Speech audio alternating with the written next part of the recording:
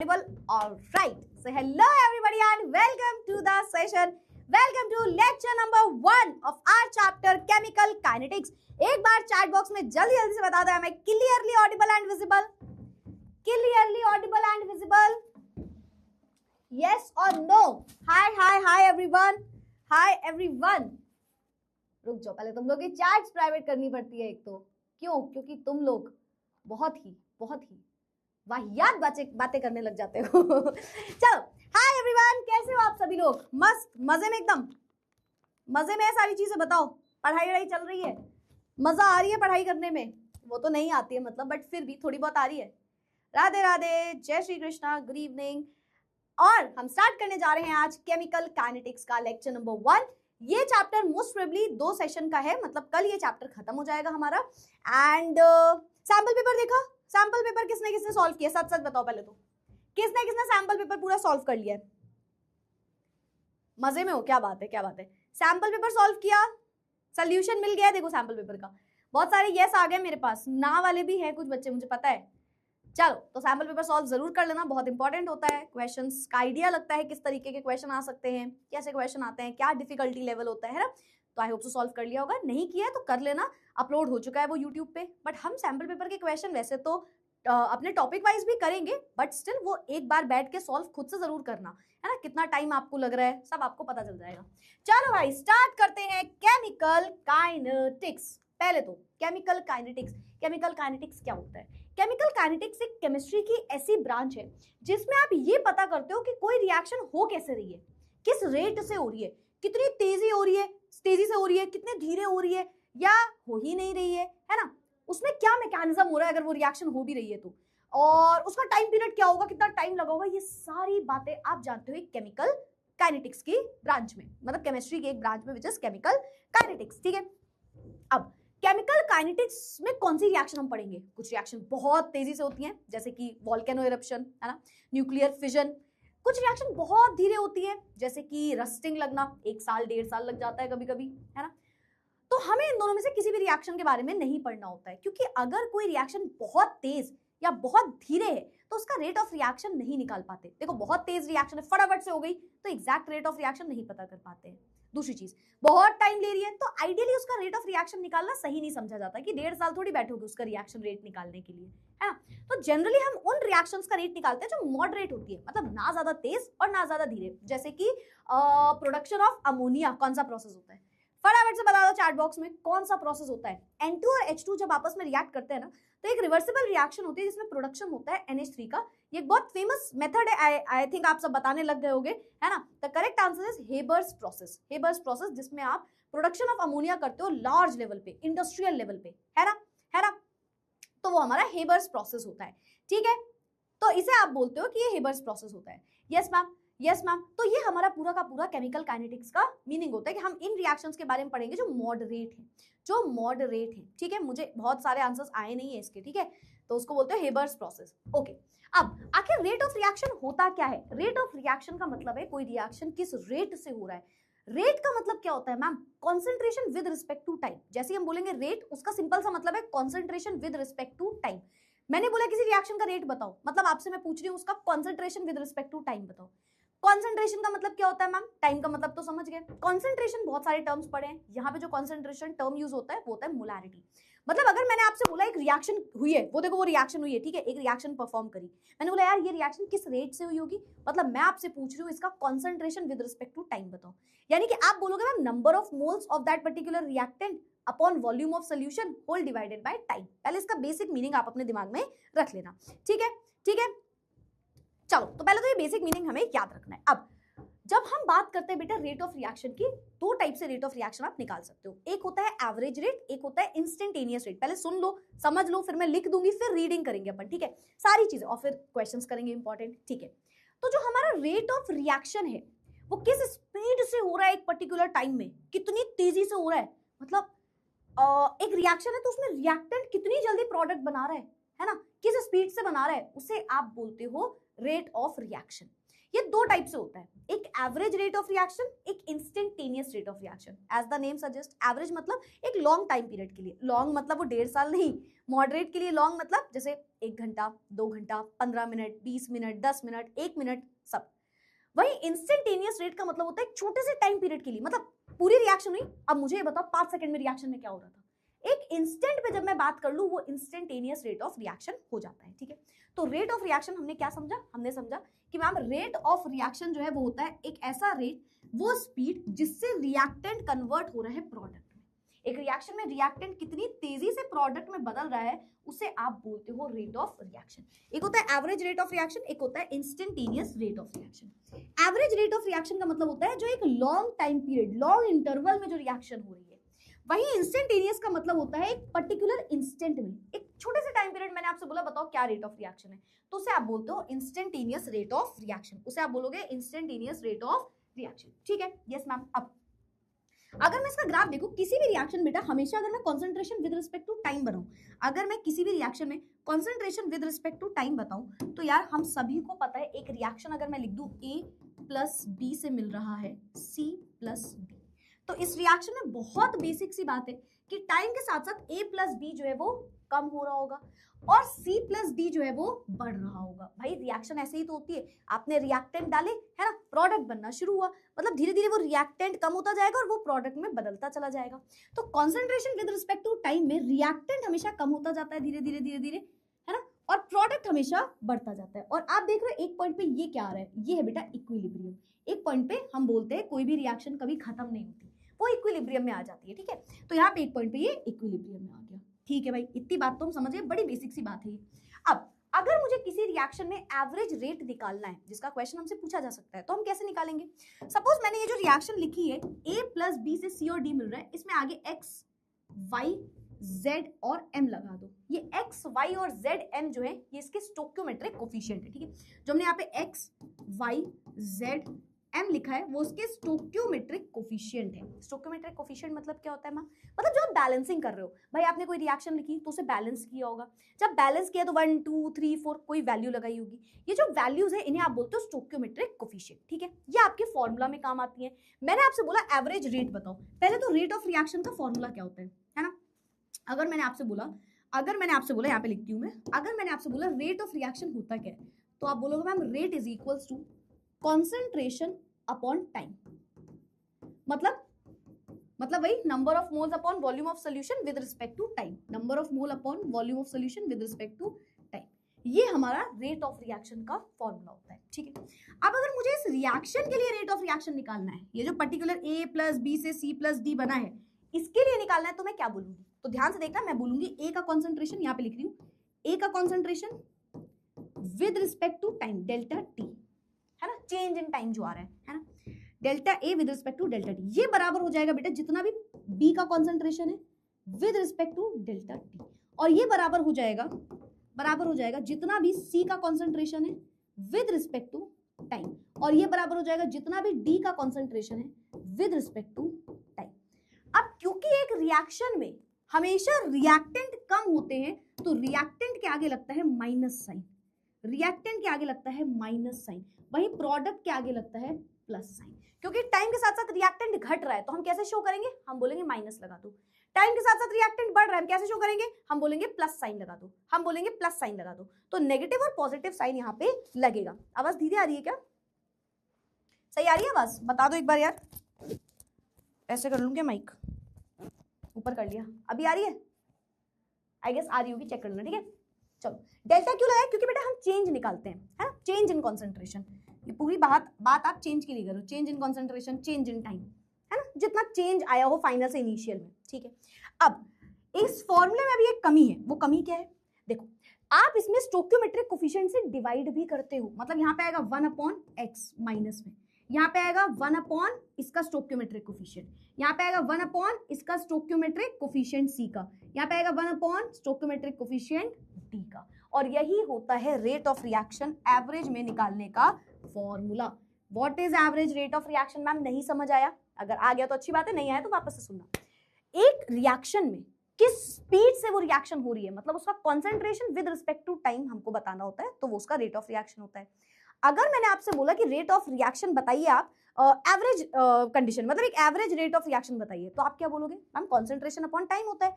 Concentration upon time हर एक के लिए, यानी कि जितने भी रिएक्टेंट है और जितने भी प्रोडक्ट है सबके लिए आप ये चीज निकालते हो, ठीक है। कैसे निकालोगे? Concentration upon time, concentration upon time हर एक के लिए रख दो। कॉन्सेंट्रेशन मतलब मत भूलना नंबर ऑफ मोल्स उसके अपॉन वॉल्यूम ऑफ सॉल्यूशन, ठीक है। हमेशा उसके स्टोइकियोमेट्रिक कोफिशिएंट से डिवाइड करेंगे, और अगर रिएक्टेंट है तो नेगेटिव साइन, अगर प्रोडक्ट है तो पॉजिटिव साइन, ठीक है। इसी तरीके से दो और चीजें पूछी जा सकती है, rate of appearance and rate of disappearance, ठीक है। आपसे रेट ऑफ अपीयरेंस भी पूछ सकता है एंड रेट ऑफ डिसअपीयरेंस भी पूछ सकता है, डिसअपीयरेंस, ठीक है। देखो अगर मैंने आपसे बोला, चल जा भाई रुक जाओ, अगर मैंने आपसे बोला कि rate of appearance and rate of disappearance, ठीक, तो ये क्या होता है? अपीयरेंस मतलब जो प्रोडक्ट आप निकाल रहे हो, जैसे कि सी का कॉन्सेंट्रेशन अपॉन टाइम, है ना, मॉड। ये मॉड क्या लगाया है मैम आपने? मॉड का मतलब है बेटा ये वैल्यू हमेशा पॉजिटिव रहेगी, चाहे आप अपीयरेंस निकालो चाहे आप डिसअपीयरेंस निकालो। डी का कॉन्सेंट्रेशन अपॉन टाइम, और डिसअपीयरेंस, डिसअपीयर कौन होगा टाइम के साथ साथ? ए का कॉन्सेंट्रेशन अपॉन टाइम मॉड में, और बी का कॉन्सेंट्रेशन अपॉन टाइम मॉड में। मैं आपको इसको समझा देती हूँ। रेट ऑफ अपीयरेंस मतलब कितनी तेजी से कोई प्रोडक्ट अपीयर हो रहा है, तो मतलब उसका मतलब होता है सिर्फ कॉन्सेंट्रेशन अपॉन टाइम लिख दो, सिर्फ कॉन्सेंट्रेशन अपॉन टाइम लिख दो। और मॉड का मतलब है कि वो हमेशा एक पॉजिटिव वैल्यू होगी, चाहे अपीयरेंस पूछे चाहे डिसअपीयरेंस पूछे, ठीक है, चाहे वो कुछ भी पूछे। तो अपीयरेंस और डिसअपीयरेंस में आप इस तरीके से इसको लिखते हो। तो अपीयरेंस में आप लिखोगे जो प्रोडक्ट है, और डिसअपीयरेंस क्योंकि टाइम के साथ साथ रिएक्टेंट डिसअपीयर होगा, तो डिसअपीयरेंस में आप क्या लिखोगे? रिएक्टेंट लिखोगे। चलो अब सुनो, rate is equal to reactant upon time बता दिया है ना। देखो रिएक्टेंट क्या आ गया? माइनस, और टाइम यहाँ पे प्रोडक्ट के लिए प्लस और टाइम, ठीक है। अगर आप इंस्टेंटेनियस रेट की बात करोगे, सेम आप रिएक्शन सेम फॉर्मूला लिखोगे, बस डी अपॉन डी टी, छोटे से टाइम पीरियड के लिए है तो आप इसका इंटीग्रेशन रेट लिखते हो, इंटीग्रेटेड रेट, ठीक है। एस सी क्या है मैम? बेटा ये एक स्टोइकियोमेट्रिक कोफिशिएंट है। सपोज मैंने आपको रिएक्शन दी, अब वो रिएक्शन है H2 प्लस या आप बोल लो कोई भी रिएक्शन ले लो, H2 plus N2 gives out 2 times of NH3, है ना। तो यहाँ पे 3 लगेगा, यहाँ पे 2 लगेगा, यहाँ पे कुछ नहीं लगेगा। तो यहाँ पे ये जो 3 है ये स्टोइकियोमेट्रिक कोफिशिएंट है ना। तो जो आप बैलेंस कर रहे हो वो स्टोइकियोमेट्रिक कोफिशिएंट है, और वही वहां पे लिखा हुआ है कि जो भी बैलेंसिंग है उसको आपको इस तरीके से लिखना होता है, ठीक है। चलो भाई फटाफट से चैट बॉक्स में बता दो किसे किसे पहला स्लाइड समझ में आ गई, क्लियर हो गई पहली स्लाइड, किसे किसे पहली स्लाइड अच्छे से क्लियर हो गई? एवरेज रेट और इंस्टेंटेनियस रेट बताओ।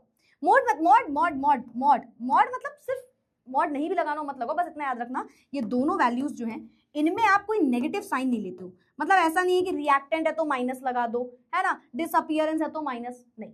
आंसर हमेशा आपका ये, मतलब आंसर चाहे जो भी है पर आपको नेगेटिव साइन खुद से नहीं लगाना है, ठीक है, ठीक है। चलो क्या ये क्लियर हुआ? तुम्हें बस बहुत सारे क्लियर आ जाने चाहिए फटाफट से, एकदम बहुत जल्दी जल्दी से क्लियर। बहुत सारे आ गए मेरे पास। Ma'am rate of disappearance negative होगा, नहीं होगा बेटा, उसका मतलब ही होता है कि वो डिसअपीयर हो रहा है, मतलब आपको लगाने की जरूरत नहीं, वो सिंपल है, वो अंडरस्टूड है कि वो भाई नेगेटिव है, वो आपको लिखना नहीं होता, इसलिए मॉड लिखा है वहां पे, ठीक है। आगे बढ़ जाए, आगे बढ़ जाए। चलो समराइज कर दो मैम, अभी तो शुरू किया है यार, अभी तो शुरू किया है, कैसे क्या समराइज कर दूं मैं? Clear clear clear clear. चलो आगे बढ़ते हैं। अपीयरेंस और डिसअपीयरेंस नहीं समझ आया मैम? अरे कोई रिएक्शन में रेट ऑफ अपीयरेंस निकालने को बोलेगा तो जो उसका प्रोडक्ट का कंसंट्रेशन अपॉन टाइम है बस वो लिख के रख देना, दैट्स इट। वही अपीयरेंस और डिसअपीयरेंस मतलब रिएक्टेंट के लिए। मूविंग फॉरवर्ड नेक्स्ट है हमारे पास इनका ग्राफ। इनका ग्राफ भी बड़ा इंपॉर्टेंट होता है ना। देखो अगर मैं बात करूं एक एवरेज रेट की, तो एवरेज रेट कैसे निकलता है? देखो जो भी रिएक्टेंट का कॉन्सेंट्रेशन है अपॉन टाइम, है ना, और अपॉन प्रोडक्ट का कॉन्सेंट्रेशन और टाइम, है ना, इस तरीके से। तो ये रिएक्टेंट के लिए, यहीं पे आपको हो सकता है एक इंस्टेंट के लिए निकालने को बोलते ये एक पर्टिकुलर इंस्टेंट है, चलो इसमें बताओ इसका टाइम क्या है, इसका सॉरी इसकी स्पीड क्या है। तो एक पर्टिकुलर छोटे से टाइम पीरियड के लिए जब आपको निकालने को दे दे तो आप उसको बोलते हो कि वो है उसका क्या, वो है उसका इंस्टेंटेनियस टाइम, पर्टिकुलर इंस्टेंट में, है ना। जिसके लिए आप स्लोप भी निकाल सकते हो, है ना, स्लोप भी निकाल सकते हो। Slope is equals to tan theta से ये निकलता है, जिसे आप y2 minus y1 upon x2 minus x1 से भी निकाल सकते हो, है ना। मतलब आपको एक रिएक्शन दे देगा, है ना, दो वैल्यूज दे देगा, एक यहाँ पे एक यहाँ पे, फिर y की भी दो वैल्यूज दे देगा, है ना, कोई भी दो वैल्यूज दे देगा, हो सकता है कोई भी दो वैल्यूज उसने दे दी। तो जो भी x2 की वैल्यू है और y2 की वैल्यू है, y1 की वैल्यू है, इन सबको जब आप माइनस करते हो तो उसकी स्लोप की वैल्यू आती है, ठीक है। और एक पर्टिकुलर इंस्टेंट में आप इसका जो भी प्रोडक्ट अपॉन टाइम है बाकी सब कुछ सेम तरीके से रखते हो। वहीं आप इसके स्लोप की बात करोगे तो इसका स्लोप माइनस होता है, केवल नेगेटिव ऑफ स्लोप, मतलब जो भी वैल्यू है उसमें बस माइनस साइन लगाना होता है, ठीक है। तो ये इनके बेसिक से ग्राफ हैं जिससे जनरली क्वेश्चन नहीं पूछा जाएगा। कौन से ग्राफ से क्वेश्चन पूछा जाता है? Zero order first order, zero order first order से क्वेश्चन जरूर आता है, ठीक है, तो उसको आप समझना। चलो फिलहाल एक 2 नंबर का क्वेश्चन है बोर्ड पे, डिफाइन करना है रेट ऑफ रिएक्शन। आप क्या बोलोगे? Either the change in the concentration of any, change लिखा है ना मतलब delta, any one of the reactant और प्रोडक्ट पर यूनिट टाइम, उसे आप बोलते हो रेट ऑफ रिएक्शन। और एक और डेफिनेशन है, रेट ऑफ किसी भी केमिकल रिएक्शन का वो होता है change in the molar concentration of species taking part in a reaction per unit time, तो उसे आप बोलते हो रेट ऑफ रिएक्शन। चलो हेडिंग लाइए factors affecting rate of reaction. कौन कौन से फैक्टर्स हैं जिससे इस रेट ऑफ रिएक्शन को फर्क पड़ेगा? पहला फैक्टर है कॉन्सेंट्रेशन ऑफ द रिएक्टेंट। देखो जनरली क्या होगा, आपने अभी देखा rate of reaction is equals to concentration upon time. एक चीज याद रखना, हम जब कॉन्सेंट्रेशन की बात करेंगे और जब टेम्परेचर की बात करेंगे, दोनों में ही हम एक टर्म यूज करेंगे which is generally, generally, generally या मोस्टली, ठीक है, दोनों में से कोई भी वर्ड आप यूज कर सकते हो। क्यों? क्योंकि इसके बारे में आपको पूरे थ्रू आउट द चैप्टर बस इन्हीं दोनों के बारे में पढ़ना होता है। टेम्परेचर आप कल पढ़ोगे, कॉन्सेंट्रेशन आप आज पढ़ोगे, तो हम जनरली वर्ड का यूज करते हैं, ठीक है। जनरली क्या होगा, जैसे जैसे आप कॉन्सेंट्रेशन बढ़ाओगे, जैसे जैसे कॉन्सेंट्रेशन बढ़ाओगे, कॉन्सेंट्रेशन बढ़ाओगे, वैसे वैसे रेट ऑफ रिएक्शन बढ़ेगा, ठीक। कॉन्सेंट्रेशन बढ़ाते जा रहे हो, रेट ऑफ रिएक्शन बढ़ता जाएगा। सिमिलरली जैसे जैसे आप टेम्परेचर को बढ़ाओगे, टेम्परेचर को बढ़ाओगे, वैसे ही ज्यादा पार्टिकल्स टकराएंगे और रिएक्शन और तेजी से होगा, तो रेट ऑफ रिएक्शन इंक्रीज करेगा, ठीक है। Rate of reaction, rate of reaction increase करेगा, ठीक। नेचर ऑफ रिएक्टेंट, दो टाइप के रिएक्टेंट हो सकते हैं, हो सकता है कोई आयनिक रिएक्टेंट है ना, हो सकता है कोवेलेंट कंपाउंड वाला रिएक्शन हो। तो आयनिक रिएक्शन में क्या होगा, रिएक्शन फास्ट होगी, और कोवेलेंट में रिएक्शन थोड़ा सा कंपैरेटिवली स्लो होगी। आयनिक रिएक्शन का एक एग्जांपल लिख सकते हो, जैसे कि AgNO3, AgNO3 किससे लिखो, AgNO3 जब रिएक्ट करता है NaCl से तो ये बनाता है NaNO3 प्लस AgCl का व्हाइट प्रेसिपिटेट, ठीक। अब इस रिएक्शन में हुआ क्या, क्योंकि आयनिक कंपाउंड जो होता है फटाफट आयंस में टूटता है, बहुत तेजी से टूट गया होगा, पॉजिटिव नेगेटिव प्रोडक्ट बना लेगा, तो रिएक्शन बहुत जल्दी होती है। वहीं आप जब कोवेलेंट की बात करते हो, और हम पता है ज्यादातर कोवेलेंट कंपाउंड के ही लिए रेट ऑफ रिएक्शन निकालते हैं, क्योंकि हमें बहुत फास्ट रिएक्शन के लिए नहीं निकालना होता, ठीक है। तो कोवेलेंट रिएक्शन जैसे कि हेबर्स प्रोसेस, तो इसमें क्या होता है, जैसे मैंने बोला N2 और H2 ये आपस में रिएक्ट करके NH3 बनाते हैं ना 2 टाइम, ठीक, ये रिएक्शन होती है। अब कोवेलेंट में आइडियली हो क्या रहा है, पहले ये बॉन्ड टूटेगा, फिर ये बॉन्ड टूटेगा, फिर ये बॉन्ड बनेगा, तो ये रिएक्शन स्लो रिएक्शन होती है, ये रिएक्शन कंपैरेटिवली एक स्लो रिएक्शन होती है, ठीक है। तो हम बोलेंगे कि कोवेलेंट जो है वो एक स्लो रिएक्शन है। सब कुछ बेटा एनसीईआरटी के अकॉर्डिंग है, कोई बोल रहा है मैं एनसीईआरटी, आपको अगर कोई भी डाउट हुआ करे आप एनसीईआरटी खोल के उसमें से देख सकते हो, सब कुछ एनसीईआरटी के अकॉर्डिंग है, ठीक है। चलो, तो कोवेलेंट में स्लो रिएक्शन होगी, क्यों? क्योंकि वहां पे पहले बॉन्ड्स ब्रेक होते हैं, फिर नए बॉन्ड्स फॉर्म होता है, तो टाइम लगता है, और हम ज्यादातर इन्हीं का रेट ऑफ रिएक्शन निकालते हैं। नेक्स्ट आते हैं बेटा कैटलिस्ट पे, सबको पता है यार कैटलिस्ट क्या करेगा, रेट ऑफ रिएक्शन को बढ़ा देगा। भाई कैटलिस्ट लगाओगे वो रेट ऑफ रिएक्शन बढ़ा देगा without taking part in it, है ना। संडे को केमिस्ट्री का भी टेस्ट था क्या? नहीं बेटा, इस संडे को नहीं हुआ आपका, मतलब नहीं हुआ, अब आने वाले संडे को होगा, ठीक है, अब आने वाले संडे को होगा, ठीक है। अब सुनो मेरी बात ध्यान से, रेट ऑफ रिएक्शन को कैटलिस्ट बढ़ा देगा, क्यों? कैटलिस्ट का काम क्या होता है, यही तो काम होता है, एक रिएक्शन में खुद पार्टिसिपेट नहीं करेगा और उसकी रिएक्शन रेट बढ़ा देगा, यानी कि एक नया पाथ दे देता है। आप कैटलिस्ट के बारे में आर्हेनियस इक्वेशन में कल भी पढ़ोगे, ठीक है। तो ये क्या करेगा, ये रिएक्शन को एक नया पाथ दे देगा, बोलेगा भाई तुम इतने लॉन्ग रूट से क्यों जा रहे हो, शॉर्टकट से चले जाओ, ठीक। तो ये रेट ऑफ रिएक्शन को हमेशा बढ़ाएगा। देन क्या है, सरफेस एरिया। अब देखो जैसे जैसे सरफेस एरिया बढ़ेगा रेट ऑफ रिएक्शन बढ़ता है, सरफेस एरिया अगर बढ़ेगा तो रेट ऑफ रिएक्शन बढ़ेगा। फॉर एग्जाम्पल आपको बहुत प्यारा सा एग्जाम्पल दिया रहता है, पल्वराइज्ड वुड या क्रश्ड शुगर। तो देखो अगर शुगर के बड़े बड़े पार्टिकल ले लो, सोचो आपने चीनी के बड़े बड़े पार्टिकल ले लिए, ठीक है, ये चीनी के पार्टिकल्स हैं, ठीक, और उसी की जगह आपने क्रश्ड शुगर ले ली, है ना। दोनों में से आप मुझे बताओ कौन जल्दी रिएक्ट करेगी, क्रश्ड वाली या आपके ये पार्टिकल, बड़े बड़े पार्टिकल वाली? सिमिलरली पल्वराइज्ड वुड, वुड है एक लकड़ी का बड़ा सा लॉग है, टुकड़ा है लकड़ी का, है ना, और एक घिसी हुई लकड़ी है पल्वराइज्ड फॉर्म में, कौन जल्दी रिएक्ट करेगा? अरे मैम पल्वराइज्ड वाला या ये वाली शुगर क्रश्ड वाली। ऐसा क्यों? क्योंकि जब आप इन्हें क्रश कर रहे हो, जब आप इन्हें पल्वराइज करो, तो आप इनका सरफेस एरिया बेटा बढ़ा रहे हो, इसका सरफेस एरिया बढ़ा रहे हो, ज्यादा सरफेस में आप पार्टिकल्स आके रिएक्ट कर रहे हैं। मतलब मान लो मुझे इसको पानी में घोलना है, तो क्रश्ड वाले में पानी यहां से भी आ सकता है, हर जगह से देखो H2 आके लग जाएगा इससे, तो इसकी रिएक्शन रेट बढ़ जाएगी। वहीं यहाँ पे क्या सरफेस एरिया देखो कितना कम है, बस यहाँ सरफेस एरिया है, और यहाँ पे हर जगह सरफेस एरिया, यहाँ भी सरफेस एरिया, हर जगह सरफेस एरिया, तो सरफेस एरिया बढ़ाने पे रेट ऑफ रिएक्शन बढ़ता है ना, क्रश्ड वाला एग्जैक्टली पाउडर्ड फॉर्म में जैसे लिखा रहता है। प्रेजेंस ऑफ सनलाइट, देखो सारी रिएक्शन तो ये इस पे डिपेंड ही नहीं करेंगी, सिर्फ कुछ फोटोकेमिकल रिएक्शंस होंगी जो ये रिएक्शन दिखाएंगी, है ना, फोटोकेमिकल रिएक्शन, जैसे कि H2 रिएक्ट कर रहा है Cl2 से in the presence of H mu, तो 2 टाइम्स ऑफ HCl बन रहा है। ऐसी रिएक्शन में जैसे जैसे सनलाइट आप लगाओगे, ऑब्वियस सी बात है रेट ऑफ रिएक्शन बढ़ता चला जाएगा, है ना, ये रिएक्शन और तेजी से होने लगेगी। अगर हम बात करें फिजिकल स्टेट की, तो यार देखो बहुत सिंपल सी बात है, गैसेस बहुत इजीली रिएक्ट कर देंगी, है ना, ऐसे लिख देते हैं, गैसेस में सबसे ज्यादा रेट ऑफ रिएक्शन होगा, फिर लिक्विड में रेट ऑफ रिएक्शन होगा, और फिर सॉलिड में। क्यों? क्योंकि गैसेस के पार्टिकल्स दूर दूर होते हैं, तो आपस में बहुत इजीली रिएक्ट कर जाएंगे, तो रेट ऑफ रिएक्शन तेज हो जाएगा, जल्दी रिएक्शन हो रही है। वहीं लिक्विड में पार्टिकल्स थोड़ा पास होते हैं, और सॉलिड में बहुत पास होते हैं, तो उनकी रिएक्शन रेट होने में टाइम लग जाता है। तो एक बड़ा सा बहुत छोटा सा मैंने एक क्रिस्प फॉर्म में आपको इन सब के बारे में समझा दिया कि आपको ये क्लियर है। हमने बहुत डिटेल में भी इसको पढ़ा है, पर क्या इससे जितना पूछा जाएगा उसके हिसाब से ये क्लियर है?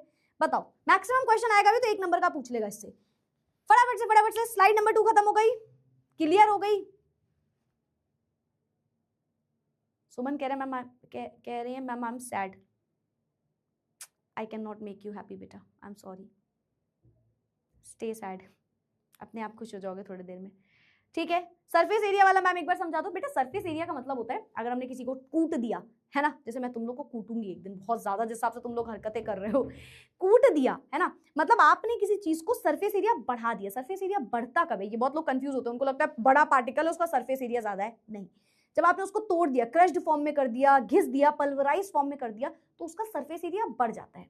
अब ज्यादा पार्टिकल उससे जल्दी रिएक्ट कर सकते हैं, तो उसे आप बोलते हो रेट ऑफ रिएक्शन का बढ़ना। तो अगर आप शुगर को नॉर्मल डाल दो, एक बड़ा सा टुकड़ा लेके चीनी का डालो, और चीनी को क्रश्ड फॉर्म में डालो, तो क्रश्ड फॉर्म वाला जल्दी रिएक्ट कर लेता है। क्यों? क्योंकि उसका सरफेस एरिया बढ़ता है, ज्यादा पार्टिकल उसको घेर सकते हैं, उसके साथ रिएक्शन जल्दी कर सकते हैं। और फिजिकल स्टेट वापस से बता दूं, फिजिकल स्टेट में कुछ नहीं है। देखो अगर मैं बोलूं गैसेस आपस में रिएक्ट कर रही है तो रेट ऑफ रिएक्शन ज्यादा है, या जब सॉलिड रिएक्ट कर रहा है तब, तो सॉलिड बड़ी देर से रिएक्ट करेगा, उसकी स्पीड बड़ी कम निकल के आएगी। क्यों?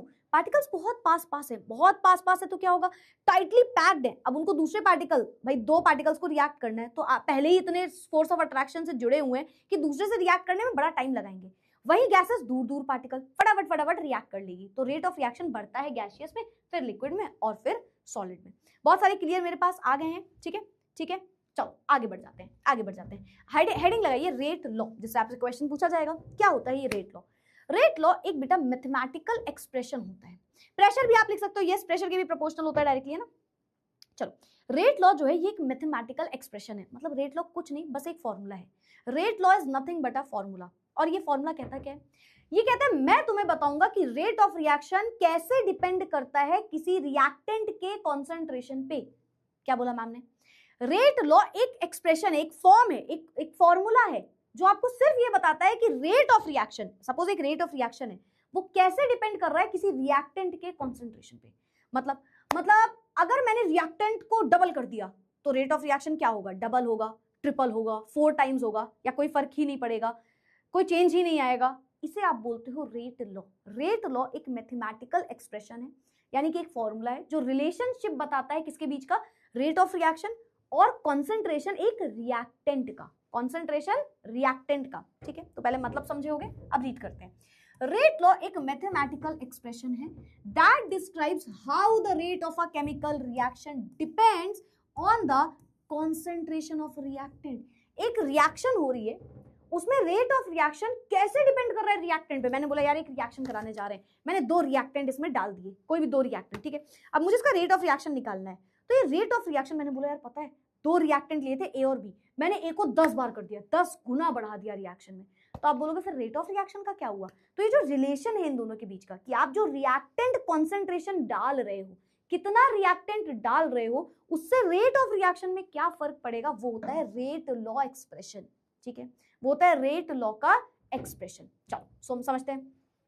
It essentially tells you how the speed of reaction changes as you change the amount of the starting material। जो मैंने आपको बोला, कैसे आप स्टार्टिंग मटेरियल मतलब रिएक्टेंट आप जब चेंज करते जा रहे हो, कभी आपने बढ़ा दिया होगा, कभी घटा दिया होगा, उससे रेट ऑफ रिएक्शन पे क्या फर्क पड़ रहा है, वो तेज हो जा रही है स्पीड, धीरे हो जा रही है, या सेम है, या डबल हो जा रही है, या 4 टाइम हो जा रही है, यही होता है रेट लॉ। ठीक है, in rate law each concentration term is raised to some power. इस पे हम आएंगे, चलो पहले मैं आपको फॉर्मूला समझाती हूँ। ठीक है, यहाँ पे मैं लिख देती हूँ। रेट लॉ का फॉर्मूला क्या होता है, ये होता है रेट ऑफ रिएक्शन इज, यहाँ पे जगह है क्या, यहाँ पे है क्या, यहीं पे लिख देते हैं। ये होता है rate of reaction is equals to, या पहले प्रोपोर्शनैलिटी होती है, डायरेक्टली प्रोपोर्शनल होता है बेटा ये a की पावर x और b की पावर y पे। ठीक, यहाँ पे a और b क्या है, ऑफ कोर्स एक रिएक्शन है ना। मैंने बोला a plus b gives out c plus d। ठीक है, ये एक रिएक्शन है, तो इसके लिए मुझे रेट लॉ लिखना था, तो मैंने बोला rate of reaction is equals to A की कुछ पावर और बी की। मैम सी और डी की भी लिख दो, नहीं ये सिर्फ रिएक्टेंट की बात करता है, कंफ्यूज नहीं होना। रेट ऑफ रिएक्शन सबकी बात कर रहा था, पर जब रेट लॉ पढ़ते हो तो वो सिर्फ रिएक्टेंट के कॉन्सेंट्रेशन की बात करता है, प्रोडक्ट के नहीं, है ना। पहली चीज। दूसरी चीज, मैम एक्स और वाई क्या, अच्छा मैम यहाँ पे एक्स लगा होगा, यहाँ पे वाई नहीं। देखो वैसे तो बहुत बार आपको रिएक्शन में यही सच होगा, बट याद रखो ये एक्स और वाई हम ऐसे ही नहीं बोल सकते कि ये स्टोक्योमेट्रिक कोफिशिएंट है। जो एक्स और वाई ऊपर लिखा है ना बेटा, जो एक्स और वाई ऊपर लिखा है वो मे और मे नॉट इक्वल हो सकते हैं स्टोक्योमेट्रिक कोफिशिएंट के। मतलब हो भी सकता है कि वो स्टोक्योमेट्रिक के बराबर है, हो सकता है जो हमने बैलेंसिंग में लगाए उसी के बराबर है, हो सकता है उसके बराबर ना हो सकता है उसके बराबर है, हो सकता है उसके बराबर ना हो। ठीक है, तो मैम कैसे पता चलेगा, तो ये एक्सपेरिमेंटली पता चलता है। एक्सपेरिमेंटली मतलब मैम, एक्सपेरिमेंटली मतलब बता दो मैम। एक्सपेरिमेंटली का मतलब है जब आप रिएक्शन कर रहे हो, आपने देखा यार मैंने ना 2 गुना रिएक्टेंट ले लिया तो यार रिएक्शन ना डबल से होने लगी, डबल स्पीड से होने लगी, तो ये देख के ही केवल पता चलेगा। ये आप ऐसे किसी मेथड से नहीं लिख सकते कि एक्स है और वाई है। ठीक है, लेकिन मैं आपको बता दूं मैक्सिमम कंडीशन में हमको ये एक्स और वाई स्टोक्योमेट्रिक कोफिशिएंट के बराबर ही दिए होते हैं, क्योंकि एलिमेंट्री रिएक्शन में ये स्टोक्योमेट्रिक कोफिशिएंट के बराबर होती है पावर। अभी हम आगे समझेंगे उसको। ठीक है, फिलहाल तो हम ये तो समझ गए मैम। ठीक है, अब अगर मैं इसका प्रोपोर्शनैलिटी का साइन हटाऊंगी तो एक कांस्टेंट आएगा, और यहाँ पे जो कांस्टेंट आएगा वही होता है रेट कांस्टेंट, जिसे आप रेट लॉ कांस्टेंट भी बोल सकते हो। तो यहाँ से क्या होगा, यहाँ से हो जाएगा rate of reaction is equals to के ए की पावर एक्स बी की पावर वाई। ठीक है, ये होता है रेट लॉ फॉर्मूला। ठीक है, यहाँ पे जो के है ये क्या है, ये है rate constant, rate law constant या रेट कांस्टेंट। ठीक, अलग अलग वैल्यू होगी। ए और बी क्या है, ए और बी क्या है, कॉन्सेंट्रेशन है मैम रिएक्टेंट का, और आर ओ आर क्या है, रेट ऑफ रिएक्शन। एक्स और वाई क्या है, एक्स और वाई इनकी पावर्स है, which is not always equal to stoichiometric coefficient. ठीक है, तो ये होता है पूरा का पूरा रेट लॉ। किसे किसे रेट लॉ समझ में आया, फटाफट से बताओ फटाफट से बता दो, रेट लॉ किसे किसे समझ में आ गया। क्या होता है मैम, रेट लॉ एक फॉर्मूला होता है जो कि हमें रिलेशन बताता है किसका, रेट ऑफ रिएक्शन और कॉन्सेंट्रेशन ऑफ रिएक्टेंट। ठीक है, किसके बराबर होता है, rate of reaction is equals to के ए की पावर एक्स बी की पावर वाई। यहाँ पे ए और बी क्या है, ये रिएक्टेंट का कॉन्सेंट्रेशन है। एक्स और वाई जो पावर लगी है ये क्या है, ये पावर है जो कि हो सकता है किसके बराबर हो सकता है स्टोक्योमेट्रिक कोफिशिएंट के बराबर हो सकता है स्टोक्योमेट्रिक कोफिशिएंट के बराबर ना हो। तो डिपेंड करेगा, एक्सपेरिमेंटली ये चीज हम निकाल सकते हैं। अगर आ गया तो बहुत अच्छी बात है, 2 बार समझा दिया, एक बार और समझो।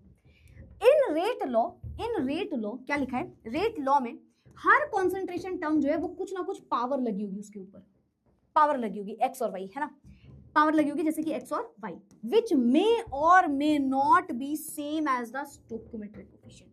जो कि हो सकता है कि यहाँ पे एक्स और वाई लगा हो उसी के बराबर आ गया हो, पर हो सकता है ना आया हो। मतलब ऐसा नहीं है कि आपको कोई रिएक्शन लिख के दे दे और आप क्या करो, बोले रेट लॉ लिख के दिखाओ, तो तुम उस रिएक्शन को देखते लिख दो ए की पावर जो भी यहाँ पे 1 लगा या 2 लगा है तो 1 और 2, नहीं डायरेक्टली नहीं बता सकते, हमें एक्सपेरिमेंट से निकालनी पड़ती है। ठीक है, of the reacting species in a balanced chemical equation. Now rate law is determined experimentally, जैसा मैंने आपको बताया रेट लॉ आप एक्सपेरिमेंट से निकालते हो, can not be written by simply looking at the balanced chemical equation. ऐसा नहीं इक्वेशन देखी 1 लगा है तो 1 लगा दिया ऊपर, 2 लिखा है तो 2 लगा दिया ऊपर।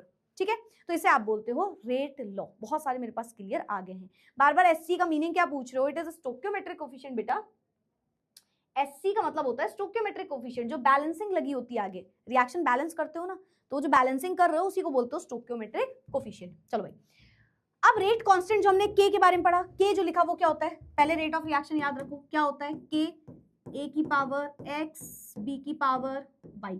ठीक है मैम, ये समझ गए हम। अब रेट कांस्टेंट वो प्रोपोर्शनैलिटी कांस्टेंट होता है इक्वेशन में, जो कि एक्सप्रेस करेगा बेटा रिलेशनशिप बिटवीन इन दोनों के बीच का। मतलब अगर मैं बोलूं K होता क्या है, तो आप बोलोगे ma'am K is equals to rate of reaction एक साइड ले आओ, है ना, डिवाइड कर दो A की पावर X B की पावर Y से। तो K है क्या, जो इन दोनों का रेशियो आपको बता रहा है कि rate of reaction with respect to concentration of reactant क्या है, तो वही आपको K बताता है। K को आप स्पेसिफिक रिएक्शन रेट भी बोल सकते हो, है ना, रिएक्शन रेट कांस्टेंट भी बोल सकते हो, वेलोसिटी कांस्टेंट भी बोल सकते हो, रेट लॉ कांस्टेंट भी बोल सकते हो, कुछ भी बोल सकते हो। ये हमेशा टेम्परेचर पे डिपेंड करेगा, टेम्परेचर बढ़ेगा तो ये बढ़ेगा, टेम्परेचर घटेगा तो ये घटेगा, दोनों पे डिपेंड करता है, कैटलिस्ट पे डिपेंड करता है। और K की जो बेटा यूनिट है ना, वो डिपेंड करती है कौन सी ऑर्डर की रिएक्शन है, जो हम आगे भी समझेंगे। ठीक है, तो इसे आप बोलते हो भाई, इसे आप बोलते हो K के बारे में। ठीक है, डेफिनेशन नहीं आएगी बेटा ऐसी कोई भी आपको। ठीक है, चलो अब रेट लॉ कांस्टेंट की यूनिट बड़ी फेमस है, जिससे आपको 1 नंबर का क्वेश्चन ऑलमोस्ट हर साल पूछा जाता है। क्या होता है रेट कांस्टेंट यूनिट, पहले रेट कांस्टेंट बताओ ma'am. Rate of reaction is equals to K, suppose पहले रिएक्शन लिख लो, A प्लस B से मिल रहा है C प्लस D, तो रेट ऑफ रिएक्शन बराबर होता है K A की पावर X B की पावर Y, और हम यहाँ पे इसमें कुछ भी स्टोइकियोमेट्रिक कोफिशिएंट लगा देते हैं, चलो A B C और D। हो सकता है A X के बराबर है, B स्मॉल b जो बैलेंसिंग है वो Y के बराबर है, पर हो सकता है बराबर ना हो, है ना, याद रखना ये चीज, हो सकता है ये बराबर हो सकता है बराबर ना हो, ये तो हम एक्सपेरिमेंट से निकालेंगे। ठीक है, अब क्या हुआ, K के लिए पूछ रहा है, तो K इज इक्वल्स टू क्या होता है, rate of reaction upon A की पावर X और B की पावर Y, है ना। अब इसको खोलो फॉर्मूले को, ताकि हम यूनिट निकाल पाए। रेट ऑफ रिएक्शन होता क्या बेटा, रेट ऑफ रिएक्शन अभी हमने पढ़ा था, क्या होता है ma'am, concentration with respect to time, है ना, और ये दोनों क्या है, ये दोनों केवल कॉन्सेंट्रेशन है, कॉन्सेंट्रेशन है। ठीक है, कॉन्सेंट्रेशन का मतलब अभी समझाया था मैम ने, क्या होता है मोलैरिटी, कैपिटल M, है ना, मोलैरिटी मतलब number of mole upon volume of solution. अगर मैं इस फॉर्मूले को खोल दूं तो मैं क्या बोलूंगी, K is equals to rate of reaction यानी कि concentration upon time whole divided by concentration of A, है ना, और कॉन्सेंट्रेशन ऑफ B, है ना। अब जहां जहां कॉन्सेंट्रेशन लिखा है उसका मतलब क्या होता है, मोलैरिटी, मतलब मैम मतलब number of mole upon volume of solution. अगर मैं इसको खोल दूं तो यहाँ पे क्या होगा, अगर मैं इस फॉर्मूले को खोल दूं तो क्या होगा, हम बोलेंगे K is equals to number of mole upon volume of solution whole divided by time, यानी कि टाइम की यूनिट होती है सेकंड, है ना, होल डिवाइडेड बाय कॉन्सेंट्रेशन मतलब number of mole upon volume of solution, है ना, कॉन्सेंट्रेशन ऑफ A की बात हो रही है ना, और यहाँ पे number of mole upon volume of solution. ठीक है, ये हमारा पूरा फॉर्मूला आएगा। यस मैम, यानी कि मोल पर लीटर हम इसको बोल सकते हैं, बताओ नंबर ऑफ मोल और वॉल्यूम क्या होता है, मोल अपॉन वॉल्यूम होता है लीटर में, है ना, तो ये तो बोलेंगे मोल पर litre upon ma'am second whole divided by mole पर लीटर, है ना, और बेटा इसकी पावर है X, इसकी पावर है Y, है ना। अगर मैं इसको जोड़ दूं तो मैं क्या बोलूंगी, मैं बोलूंगी K इज इक्वल्स टू मोल पर लीटर और सेकेंड इनवर्स, ये ऊपर चला जाएगा, है ना, होल डिवाइडेड बाय मोल पर लीटर की पावर X और Y दोनों है, तो X प्लस Y। अगर मैं इस फॉर्मूले को ऊपर ले जाऊं तो मैं क्या बोलूंगी, मैं बोलूंगी K इज इक्वल्स टू मोल पर लीटर की पावर 1 है यहाँ पे, और यहाँ पे X प्लस Y है, ये ऊपर जाएगा तो माइनस हो जाएगा, 1 माइनस X प्लस Y और सेकेंड इनवर्स। बेटा ये जो X प्लस Y है इसको आप बोलते हो ऑर्डर ऑफ रिएक्शन, जिसे आप स्मॉल n से डिनोट करते हो। तो मैं इस X प्लस Y की जगह पूरा n लिख सकती हूँ, 1 माइनस n, है ना, और यही है बेटा पूरा फॉर्मूला। आपसे अगर यूनिट पूछेगा तो ये फॉर्मूला होता है, मोल पर लीटर 1 माइनस n, मोल पर लीटर 1 माइनस n। कोई बोल रहा है मैम ये फास्ट पढ़ा रहे हो, 1 नंबर का क्वेश्चन आप 1 घंटा नहीं लगाओगे, 1 नंबर के क्वेश्चन को इतनी देर में पढ़ना है। अगर कोई क्वेश्चन सिर्फ 1 नंबर का आपसे पूछा जा सकता है ना, तो सिंपल सी बात है, मुझे मैक्सिमम 5 मिनट देंगे, मैक्सिमम बता दिया मैंने। ठीक है, तो वो जल्दी नहीं, वो आपको लग रहा है ना, तो आपको समझना पड़ेगा यार। देखो आपको मैं डिटेल में पढ़ा चुकी हूँ, मैं आपको 1 शॉट में पढ़ा, मैं 10 जगह पढ़ा चुकी हूँ ये टॉपिक। अब आप खुद से सोचो, जो चैप्टर मैंने आपको 6 से 7 दिन में कराया होगा, आज हम वो चैप्टर 2 दिन में कर रहे हैं, तो उसका कुछ रीजन होगा। हमको थोड़ा सा फास्ट पढ़ना पड़ेगा, हमको क्रिस्प फॉर्म में पढ़ना पड़ेगा, हमें एग्जाम पॉइंट ऑफ व्यू के फॉर्म से पढ़ना। अब एग्जाम में थोड़ी तुमसे इतनी डेरिवेशन पूछ रहा होगा, और पूछेगा भी तो इतनी देर में तुमको समझ जाना चाहिए ये डेरिवेशन, ठीक है। जैसे जनरली डेरिवेशन वैसे नहीं आती, ठीक है। तो यस, ये आपको याद रखना है कि मोल पर लीटर 1 - n। यहाँ पे n है क्या, वापस से n है क्या, n है बेटा ऑर्डर ऑफ रिएक्शन, इसके बारे में हम नेक्स्ट स्लाइड में पढ़ने ही जा रहे हैं, ठीक है। Order of reaction. तो अगर मुझसे कोई बोले कि यार एक रिएक्शन है वो फर्स्ट ऑर्डर है, सेकंड ऑर्डर, थर्ड ऑर्डर, अभी हम पढ़ेंगे फर्स्ट सेकंड जीरो ऑर्डर सब, ठीक है। लेकिन अगर मुझसे बोले उसकी यूनिट बताओ, तो यूनिट कैसे बताएंगे? मोल अपॉन लीटर 1 - n, जो आप अभी पढ़ने जा रहे हो क्या होता है, उसको माइनस कर देना सेकंड इनवर्स, और यही है इसका formula, which is very important, which is very important, याद रखना, ठीक है। चलो अब हम इस पे आएंगे। आप सोच रहे होगे मैम n तो आपने छोड़ दिया, होता क्या है? तो ऑर्डर ऑफ रिएक्शन का मतलब समझो।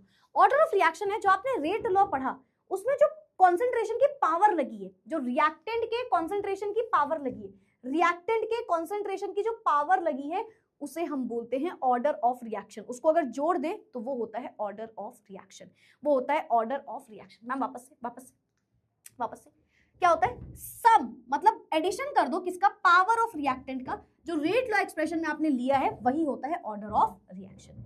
आपने रेट लॉ देखा? Yes ma'am. उसमें कॉन्सेंट्रेशन की कुछ पावर थी, यस मैम, उन दोनों पावर को जोड़ दो, वही होता है ऑर्डर ऑफ रिएक्शन। कुछ नहीं है, बस x + y। तो ऑर्डर ऑफ रिएक्शन देखो क्या बता रहे हैं तुमको, खुद से सोचो।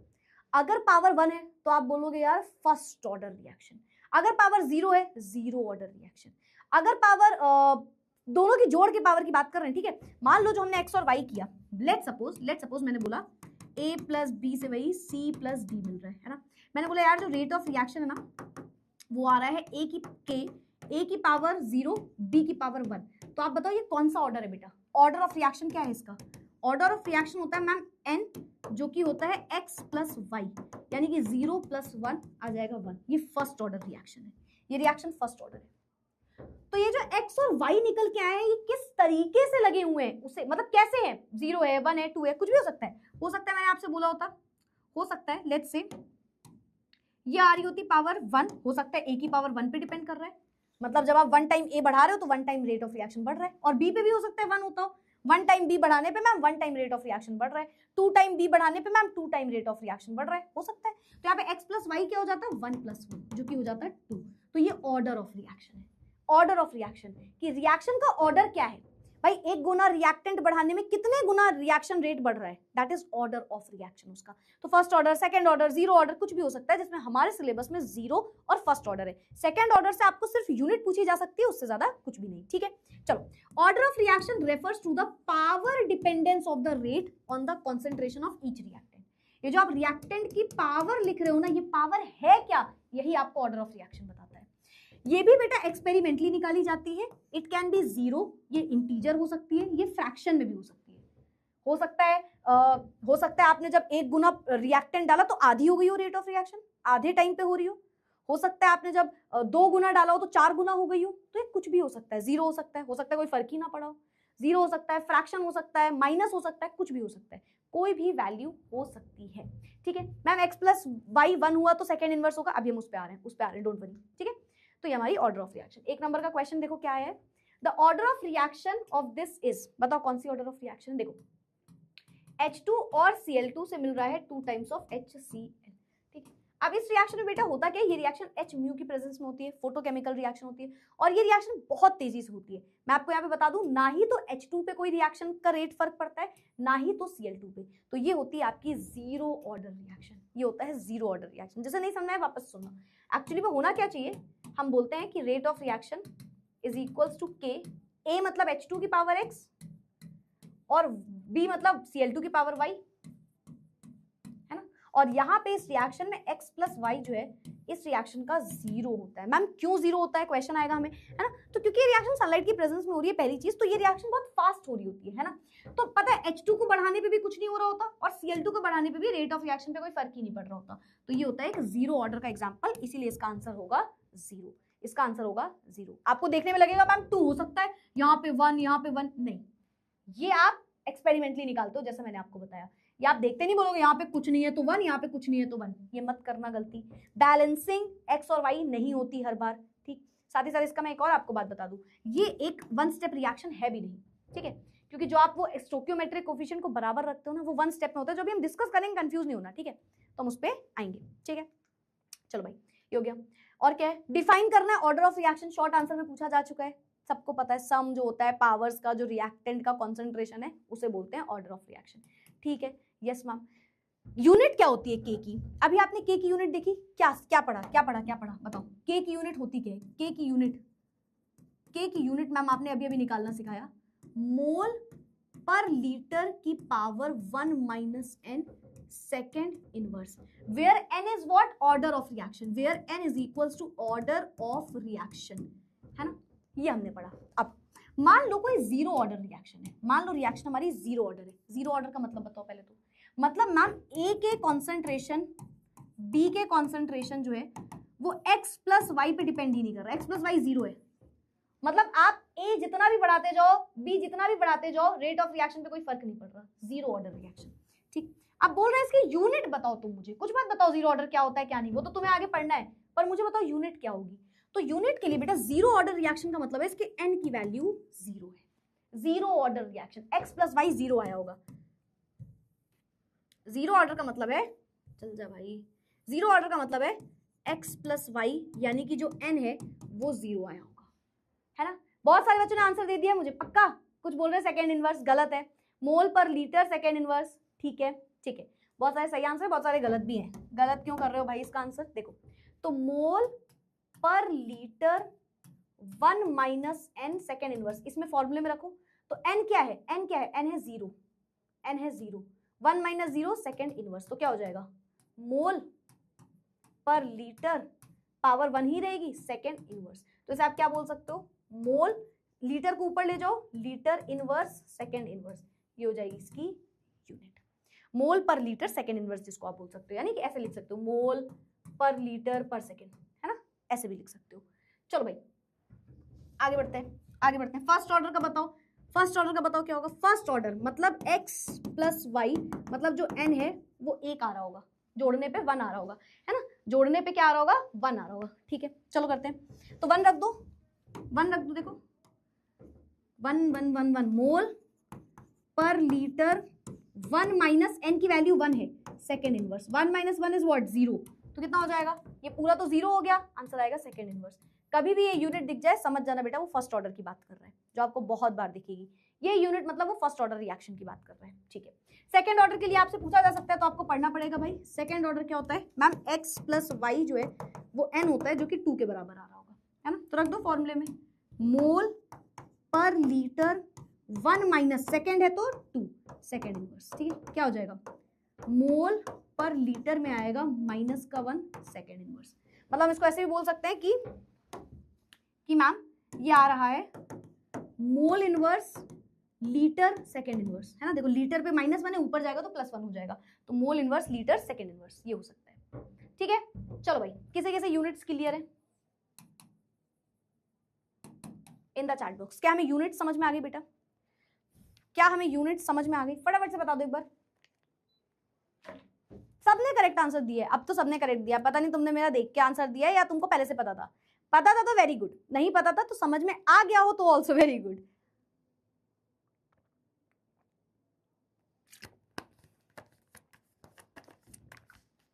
पक्के से आ गया? चलो भाई फिर इसी बात पे आगे बढ़ जाते हैं। शॉर्ट आंसर में 2 नंबर का क्वेश्चन है, if the rate constant of a reaction is this, देखो ये rate constant, if the rate constant of the reaction is this, के की वैल्यू दी है मैं, ठीक, identify the order of reaction, बताओ क्या होगा ऑर्डर ऑफ रिएक्शन, क्या ऑर्डर ऑफ रिएक्शन है ये बताओ। तो हमें कुछ नहीं करना था, सिर्फ यूनिट देख लेनी है। यूनिट क्या है? Second inverse, second inverse first order का होता है, तो ये है फर्स्ट ऑर्डर रिएक्शन, बोलो कर लेंगे। थर्ड का भी कर सकते हो बेटा, 3 लिख देना वहां पे, 4 लिख देना, 5 लिख देना, ठीक, तो आप किसी भी तरीके से निकाल सकते हो। फर्स्ट ऑर्डर सबने करेक्ट आंसर दिया है, चलो सेकेंड इनवर्स था इसलिए। हेडिंग लगाइए एलिमेंट्री रिएक्शन। एलिमेंट्री रिएक्शन होता क्या है? एलिमेंट्री, एलिमेंट मतलब एक बात याद रखना, एक, ठीक है। एलिमेंट्री रिएक्शन का मतलब है एक रिएक्शन जो सिंगल स्टेप में हो रही हो, उस रिएक्शन को होने में कोई फर्दर स्टेप्स ना लग रहे हो, दैट इज एलिमेंट्री रिएक्शन। वापस से मैम, एलिमेंट्री रिएक्शन क्या होता है? एक रिएक्शन जो सिंगल स्टेप में हो गई हो। बेटा आपको लगता है कोई रिएक्शन को देख के सारी रिएक्शन सिंगल स्टेप में ही तो है? नहीं, हो सकता है आपके सामने रिएक्शन लिखी है बट वो कई स्टेप्स में हो रही हो, आपके पास ओवरऑल रिएक्शन लिखी है ना। जैसे आपने 11th क्लास में एक रिएक्शन पढ़ी होगी, कोल्ब्स इलेक्ट्रोलिसिस मेथड, है ना। अब उसमें रिएक्शन मतलब आपको ऐसे लर्न नहीं करनी है ना, वो आपके सिलेबस में, बस ऐसे बता रही हूँ। तो उसमें क्या होता है, 2 टाइम्स ऑफ CH3COONA रिएक्ट करता है 2 टाइम्स ऑफ H2O के साथ, तो वो बनाता है, क्या बनाता है, C2H6 बनाता है, प्लस बनाता है NaOH, प्लस बनाता है CO2 और प्लस बनाता है H2। अब ये देखने में लग रहा है एक रिएक्शन है, पर ये 2 स्टेप में हो रही है ना। पहले कैथोड में एक रिएक्शन हो रही है, एनोड में एक रिएक्शन हो रही है ना। कैथोड में क्या हो रहा होता है, H2 गैस बनती है, वाटर जाता है। एनोड में क्या हो रहा होता है, एल्केन बनता है ना।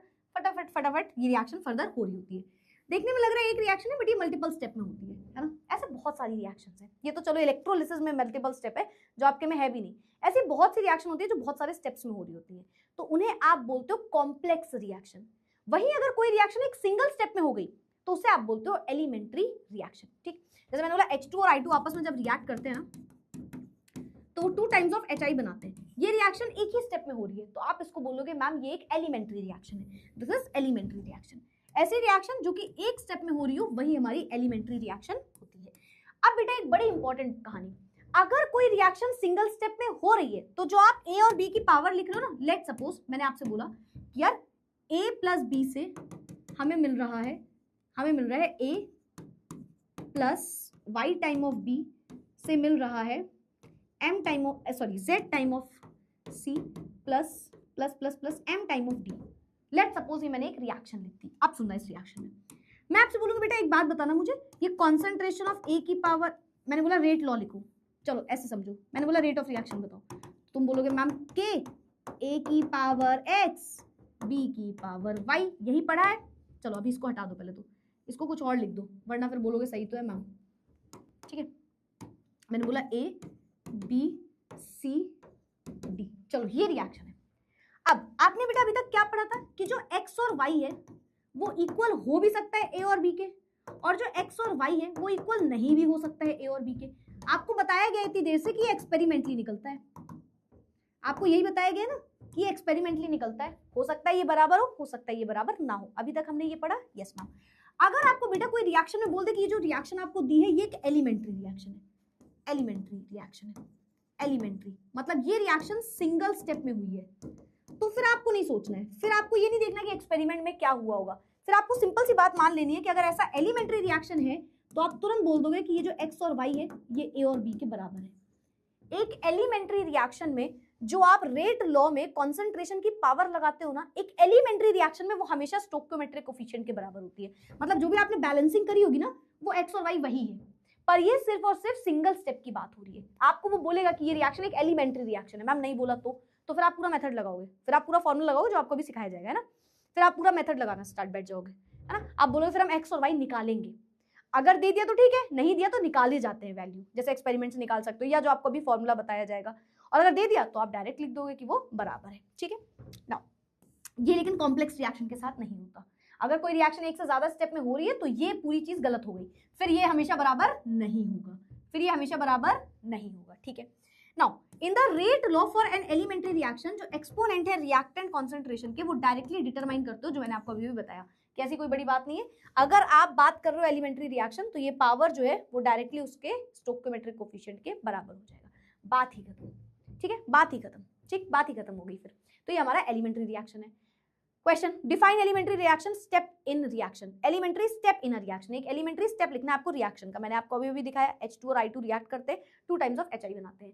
ऐसी रिएक्शन जो एक स्टेप में हो रही हो उसे आप एलिमेंट्री रिएक्शन बोलते हो। आप इस तरीके से ये रिएक्शन दिखा सकते हो। आपके एनसीईआरटी में बहुत सारे एग्जांपल है, आप कोई भी एग्जांपल भी उठा सकते हो। ठीक है एक बार चाहो तो गो थ्रू कर लेना उसमें, बट एक बहुत फेमस एग्जांपल है H2 और I2 का। ठीक है आगे बढ़ते हैं। कॉम्प्लेक्स रिएक्शन, ऐसी रिएक्शन जो एक से ज्यादा स्टेप में हो, मल्टीपल स्टेप में हो, है ना। जैसे कि मैंने बोला A प्लस B से C प्लस D मिल रहा है, पर ये C plus D further react करके X प्लस Y बना रहा है, फिर ये X प्लस Y रिएक्ट करके वापस से A प्लस B बना रहा है। तो ये जो रिएक्शन है बहुत सारे स्टेप में हो गई, तो इसे आप बोलोगे कॉम्प्लेक्स रिएक्शन, है ना, जो 2 या 2 से ज्यादा स्टेप में हो रही हो। हर स्टेप बेटा एक एलिमेंट्री रिएक्शन होती है, आपको पता है। कॉम्प्लेक्स रिएक्शन है, मान लो एक से ज्यादा स्टेप में हो रहा है, तो हर सिंगल स्टेप एक एलिमेंट्री स्टेप है, elementary step, elementary step, elementary step, ये आपको होता है कॉम्प्लेक्स रिएक्शन में। आप बोलोगे मैम अगर ज्यादा स्टेप है तो रेट ऑफ रिएक्शन कौन से स्टेप से निकलता है? तो जो स्लोएस्ट स्टेप है उससे निकलता है। और ये मुझे कोई बड़ी बात नहीं है बताने के लिए, क्योंकि सभी ने ऑर्गेनिक केमिस्ट्री पढ़ी है, तो कहीं ना कहीं तो सुना ही होगी ये बात, क्या रेट ऑफ रिएक्शन जो है ना वो स्लोएस्ट स्टेप से निकलता है। ठीक, तो अगर एक से ज्यादा स्टेप में रिएक्शन है तो जो स्टेप सबसे धीरे हुआ होगा उसी से आप उसका रेट ऑफ रिएक्शन निकालते हैं। ठीक है, नाउ आप बैलेंस केमिकल इक्वेशन को देख के यहाँ पे पावर नहीं लिखते, यहाँ पे A, B जो आप पीछे देख रहे थे वो x और y के बराबर होगा, ये जरूरी नहीं है, हो भी सकता है बट नहीं भी हो सकता है। ठीक है, so yes, order of reaction में एप्लीकेबल है। यस बेटा, चलो मॉलिक्यूलैरिटी क्या होता है? ऑर्डर ऑफ रिएक्शन पहले समझो वापस से। ऑर्डर ऑफ रिएक्शन का मतलब था मैम रिएक्टेंट के कॉन्सेंट्रेशन पे कैसे डिपेंड कर रहा है रेट ऑफ रिएक्शन, वो जो पावर लगी थी x प्लस वाई, है ना, वही आता है मॉलिक्यूलैरिटी। पहले ऑर्डर ऑफ रिएक्शन क्यों बताया, इसका डिफरेंस पूछा जा चुका है बोर्ड्स में बहुत बार। ठीक है, अब मॉलिक्यूलैरिटी क्या होता है? मॉलिक्यूलैरिटी का मतलब होता है बेटा कितने पार्टिकल्स आपस में कोलाइड, कितने मॉलिक्यूल्स आपस में टकराए जिससे प्रोडक्ट बना। क्या एक बात बताओ, हर टकराने से प्रोडक्ट बन रहा होगा? क्या हर मॉलिक्यूल जब टकरा रहा होगा प्रोडक्ट बन रहा होगा? हाँ, तो मैं एक बात बताओ, आप स्कूल में जाते हो, है ना, आप बहुत सारे बच्चों से मिलते हो, है ना, आपकी क्लास में लेट्स से 30 की स्ट्रेंथ, 30 बच्चे रहते हैं क्लास में, तो क्या 30 आपके बेस्ट फ्रेंड होते हैं? नहीं यार, हमारी जिससे वाइब मैच होती है यार, हम तो उसी को अपना फ्रेंड मानते हैं। वही होता है एलिमेंट जो हम मॉलिक्यूलैरिटी बोल रहे हैं। मॉलिक्यूलैरिटी का मतलब है मॉलिक्यूल, देखो तुम सारे दोस्तों से टकरा रहे हो, तुम सबसे जाके बोल रहे हो हाय भाई सबको देख रहे हो, पर क्या सारे तुम्हारे दोस्त बन रहे हैं? नहीं।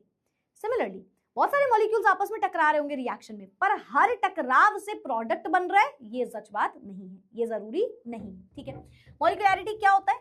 जिस टकराव से प्रोडक्ट बन जाए वो उसकी मॉलिक्यूलैरिटी है। ठीक है, अच्छा मैम सबसे क्यों नहीं बनता? जैसे आपने हमको बताया कि हमारी वाइब मैच नहीं होती, तो इनकी भी वाइब मैच नहीं होती है। नहीं, इनमें क्या होता है, देखो सपोज ये मॉलिक्यूल्स है ना, ये मॉलिक्यूल्स है, ये आपस में बेटा टकरा रहे होंगे, है ना, ये इससे टकरा रहा होगा, है ना, ये इससे टकरा रहा होगा, इस तरीके से मॉलिक्यूल्स आपस में टकरा रहे होंगे, है ना, ये यहाँ टकरा रहा होगा, है ना, इस तरीके से ये आपस में भिड़ रहे होंगे।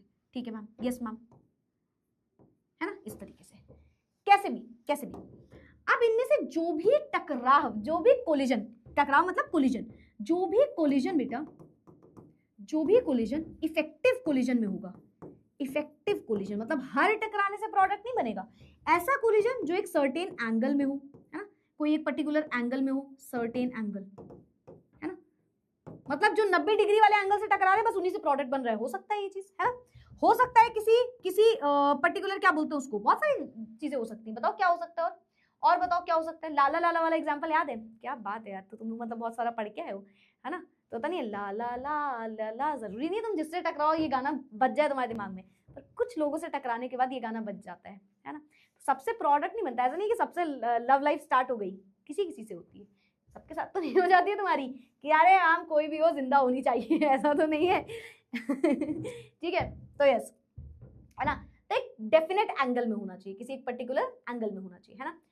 किसी एक पर्टिकुलर ओरिएंटेशन पे होना चाहिए, ओरिएंटेशन, है ना, कि भाई जो मॉलिक्यूल इस तरीके से यहां से टकरा रहे हैं बस उन्हीं से प्रोडक्ट बन रहा है ना, कुछ भी हो सकता है, वेरी गुड, स्पीड हो सकती है, है ना, हो सकता है जो 10 किलोमीटर पर आवर की स्पीड से है, मजाक कर रही हूँ, इतनी स्पीड नहीं होगी, है ना, जो बहुत ज्यादा स्पीड से है बस उसी से मैम प्रोडक्ट बन रहा है, तो कुछ भी ऐसा हो सकता है और इसी से होता है बेटा प्रोडक्ट। तो जिन कोलिजन से प्रोडक्ट बन रहा है उसे आप बोलते हो इफेक्टिव कोलिजन, है ना, और ये किसी पर्टिकुलर चीज की वजह से हो रहा होता है, इनमें से कुछ भी हो सकता है। ठीक है, उन्हें ही आप बोलते हो मॉलिक्यूलैरिटी, मतलब जो मॉलिक्यूल्स टकराए वो मॉलिक्यूलैरिटी है जो इन वजह से हो रही होती है। ठीक है मैम, ये इसके बैरियर्स होते हैं, मतलब अगर ये नहीं है तो हो सकता है प्रोडक्ट बन ही ना रहा हो, आपको लग रहा है आपस में मॉलिक्यूल्स टकरा रहे हैं, रिएक्शन हो रही है, हो सकता है प्रोडक्ट ही ना बन रहा हो, क्यों? क्योंकि वो जिस तरीके से टकरा रहे हैं, जिस तरीके से कोलाइड कर रहे हैं वो इफेक्टिव ही नहीं है, कुछ भी हो सकता है ऐसा। ठीक है, अब आप खुद से सोचो बेटा, यहाँ पे क्या मॉलिक्यूलैरिटी कभी जीरो हो सकती है?